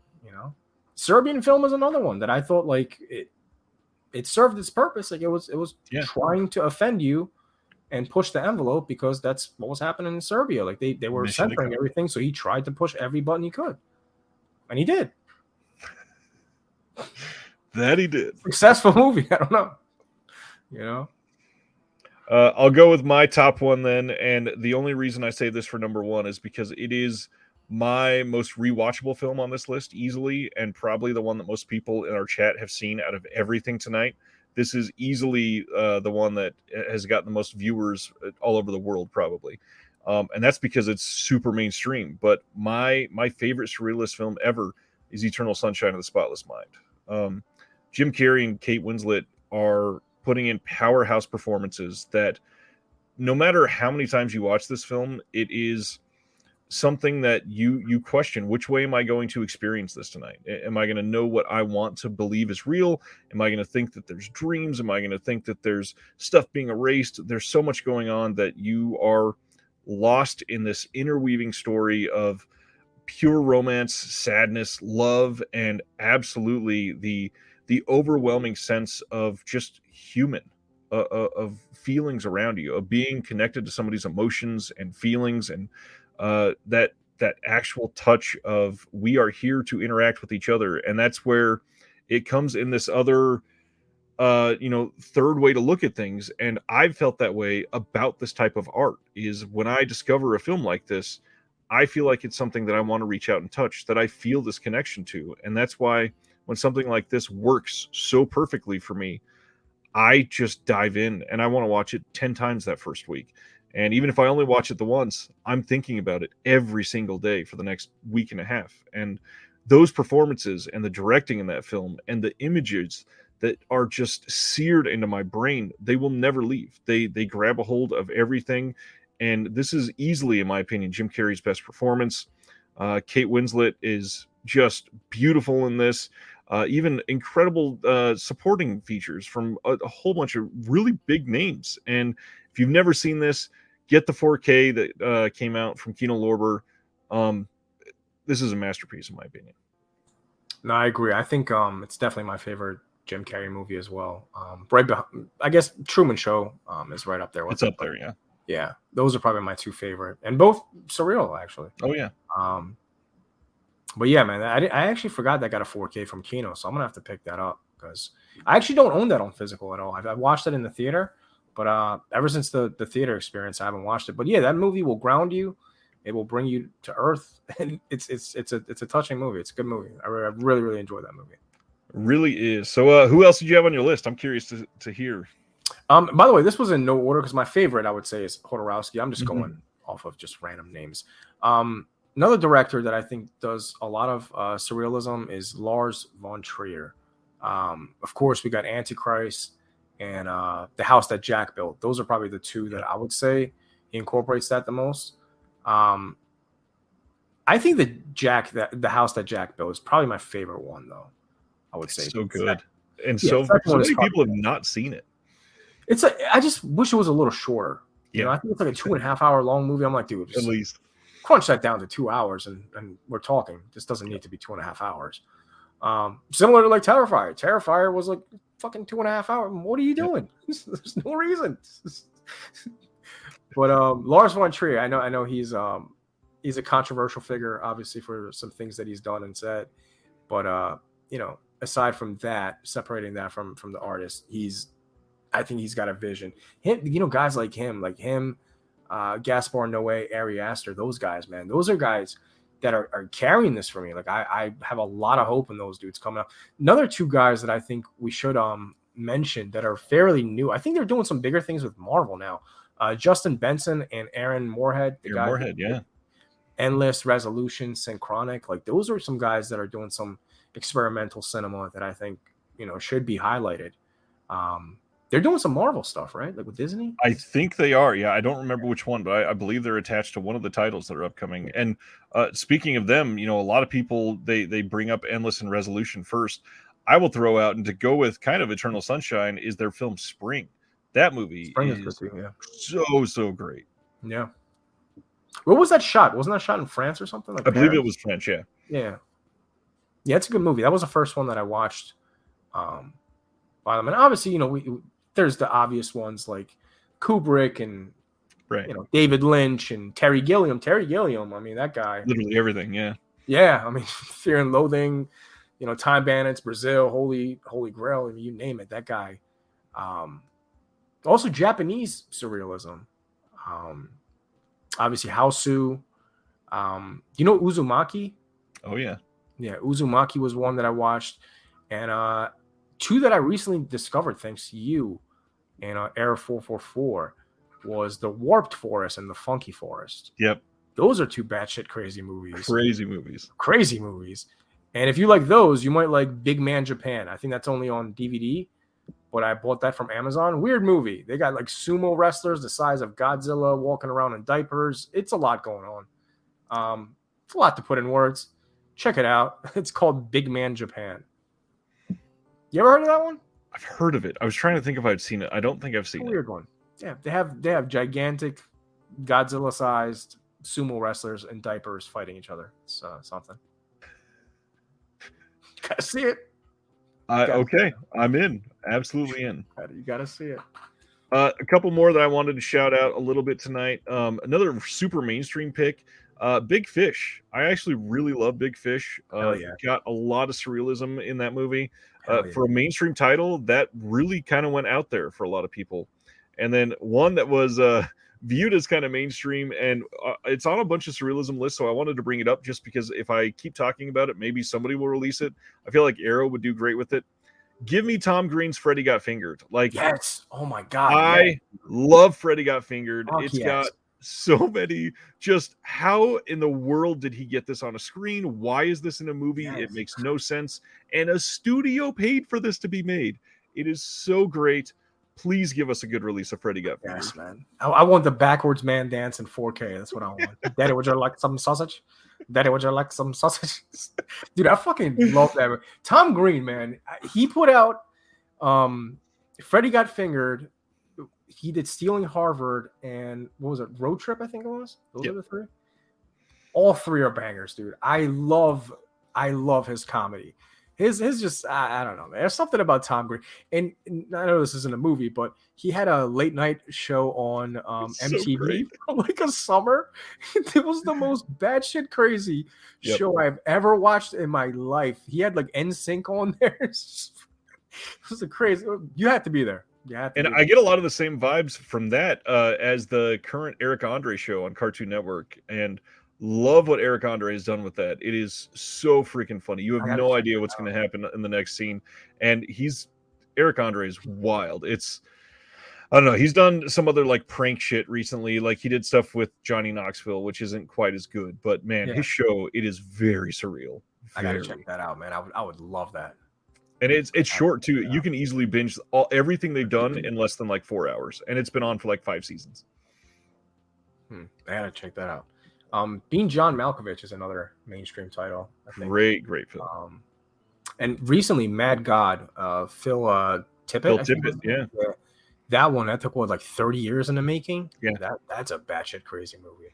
And that was just on the last drive-in on Shudder for anybody that has it. Great little interludes from Joe Bob. Really? Lots of stuff. And Phil Tippett was actually on there as a guest and spoke about some stuff. I gotta see that. Everything Everywhere All at Once. That's got surrealism, I would say. All over it, yeah. Green Knight had some of it. Swiss Army Man. That's a good one that not a lot of people talk about. Enemy from Villeneuve. Enemy, another one. A24 puts out a lot of them. Yeah. Under the Skin, I would argue that's a surrealist film. I mean, it's an alien movie, but the way it's told, the visuals, her crawling in people's skins, and the whole void aspect. Yeah. I would say it's a weird. Do you have any animation ones that you would say? Possibly. We were just talking about some of the Japanese stuff. Perfect Blue, maybe. Really love Perfect Blue. I mean, if we're going to talk about animation, I brought up Pink Floyd earlier, but I got to go back to what we were just talking about with Terry Gilliam too. Look at all the old Monty Python animation and the interludes that were in with those. Loved that shit for some reason. I ate that stuff like candy. Just out of nowhere, completely unnecessarily gonzo, bonkers, wild visuals. Loved it all. Yeah. I think the obvious one would be Heavy Metal, Wizards, obviously. Fantastic Planet, but one that I recently discovered, Paprika. It's a Japanese animation. Oh, yeah. Oh my god, dude, that thing is it's an experience. That's something I want to take mushrooms to. Oh my god, that will send me to another dimension, and I may never come back. But that Paprika, check that out. It looks crazy. That looks crazy. Man, this has been a super enlightening conversation. I love talking about shit like this. So thank you for coming up with this topic. I hope you had a good time. This has been wonderful. I had a blast on this. All kinds of ideas on the chat, by the way, if nobody has been paying attention. If you are watching this later, please go check out some of these. Many of these are available through a lot of the boutique labels that we all support and love. But the ones that aren't, keep speaking their name into the ether. Somebody might be able to pick something up. And the more that we talk about them, the more that we spread the love, the more of a possibility is that Arrow or a TerrorVision or some Vinegar Syndrome partner label might pick something up and get it in our hands. Let Second Sight know that you want to see The Cube and The Cell in some nice box editions, because The Cell, that deserves some love, man. That movie deserves some love. Yes, please. I would love it. As I said earlier, everybody needs to go follow Mondo on YouTube, on Instagram, on Twitter, but also Mondo works on art, and some of the stuff that you've been posting, that John Waters piece, man, is a gift to humanity. Thank you. I really hope somebody checks this out, and people need to go follow Mondo. The work that you do is great, and I always appreciate what you got to say. I appreciate it, man. I'm actually doing I'm doing a Divine one now, where she's holding a bag of poop, and it says "clean up after your dogs," and it's got a shitting pug in the background. So I'll probably finish that tonight. But yeah, I'm trying to do a lot of like alternate, movie posters and put them up on my Instagram, and eventually get a Etsy going. Because what I used to do is I used to sell posters in the wrestling community. Like I used to, bring in wrestlers at conventions, at Comic-Cons and things of that nature, and pay them and basically have them do autographs. That's what I did for years. I was promoting wrestling. I don't know how. I forgot to link the podcast. Are you still doing new episodes? No, I completely got out of wrestling. I actually I went to court with Jim Cornette, who's a famous manager in professional wrestling, which any wrestling fan will probably know. But that kind of killed my fandom for wrestling and being in that business. So I kind of got out of it, and now I don't know. I don't know, man. I'm just trying to get my art back out there, because again, I was comfortable. I was just in that niche audience, just focusing on that. So a lot of my portfolio was wrestling. So I'm kind of trying to rediscover myself and film is something I've always loved. So I kind of want to do like alternate posters because I collect those type of posters. When I see artists on Etsy and stuff like that, I buy. I mean, shit, here. These just came in actually. This is I forget the artist's name, but it's on Etsy. We're just talking about daisies. Oh wow! Just random posters, you know. Support your local artists. And this is a Midsommar one. Wow. So nobody really knows this person. She has like, I don't know, 500 followers on Instagram, but she does great art. She's on Etsy. Go support it, you know.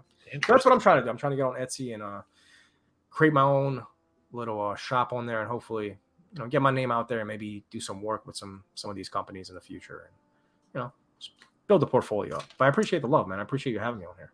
Happily. And I mean, the art thing, everybody needs to support it. And there's legitimately markets out there for this stuff. I'm in a handful of Facebook groups that are literally catered to film alternate poster commissions, basically, where somebody will promote that they're going to do something like I just got final artwork for one I ordered months ago for Hereditary, and it'll finally be coming in probably in, you know, a couple months after everything gets printed. But these are like limited release to maybe 150 printings, and there's an art fee, so the artist actually gets paid well for designing and doing everything himself. Everything gets handled, and it's just this tiny group of people in the world that have this amazing piece of art that's actually printed properly on good paper and handled well. Love that stuff. Yeah, dude, hit me up. Let me know what these groups are. I'd love to get in there. I will absolutely start inviting you to some. Yeah, man. If anybody has any questions for Mondo, again, follow him wherever you are. He's got great art up on Instagram right now. Other than that, anything else coming up you want to promote or anything? I'm going to be doing some stuff with Master Chaos. I've joined the voyage to the bottom of the barrel. So we're basically watching the shittiest movies you can watch on Tubi and discussing it. And we're going to be rotating channels. So I think we're going to be on Tony of the Dead's channel this month. But yeah, that's pretty much it. I'm kind of trying to rediscover my YouTube identity, I guess, because I'm kind of tired of like doing unboxings, and it just, there's enough people doing that, which again, nothing against that community. I love it because I watch it myself. That's the content that I watch. But at the same time, I think there's already enough people doing Tuesday pickups and all that. So I kind of want to focus on introducing, you know, underground cinema and some of these films that no one's ever heard of. And, you know, because that's what I love, man. I love all these channels that I get to learn from and discover all these different, you know, artists from, whether it's film, music, whatever the case may be. But I think those are some of the most beneficial YouTube channels out there. Hence the reason, like yours, like, I mean, this is the go-to place for Blu-ray and physical media news. You know what I mean? You've kind of cornered that. So, you know, shout out to you, man. You're doing God's work out here, bro. I appreciate that. Yeah. Nobody said it that way, so that means the world. Hell yeah. Speaking of that, it's that time of the month. I've got my second issue of my newsletter coming out from my Patreon this weekend. So if you are interested, go ahead and check out that link in the description. It is shaping up to be kind of amazing this month. I've got some really great exclusive pieces of content for people that wrote stuff for it, and it's pretty fantastic. So check that out. And again, lots of stuff coming out on the Patreon. Ever since about 6 weeks ago, it has exploded, and there's like a constant stream of stuff coming out. So we'd love to have you. The Discord is lively and full, so please come join us. I'm gonna get on Discord this week too. I finally figured out how to install this shit on my computer. Nice. I had the hardest time with Discord, so I'm finally on there. Nice. So I'll be joining that community also this week. So sweet. Everybody else, we'll see you next Thursday. Let me see. Next Thursday, I have another brand new guest. You were the premiere for this week. This is the first time you've done it. I've got another new guest next week that's never done it before, and it's a pretty damn exciting one. So come back, Mondo. I'd love to have you do this again, and another kind of heady topic. I feel like this is great back and forth. Oh, dude, I have plenty of topics we can get into. Save the disturbing movies for me one day. I'll get into that. All right. Talk about the history of cannibal movies that the Italians did. We can do that too. You know? Hell yes. Everybody, we'll see you next Thursday. Thanks for hanging out. We'll see you next time. Take care.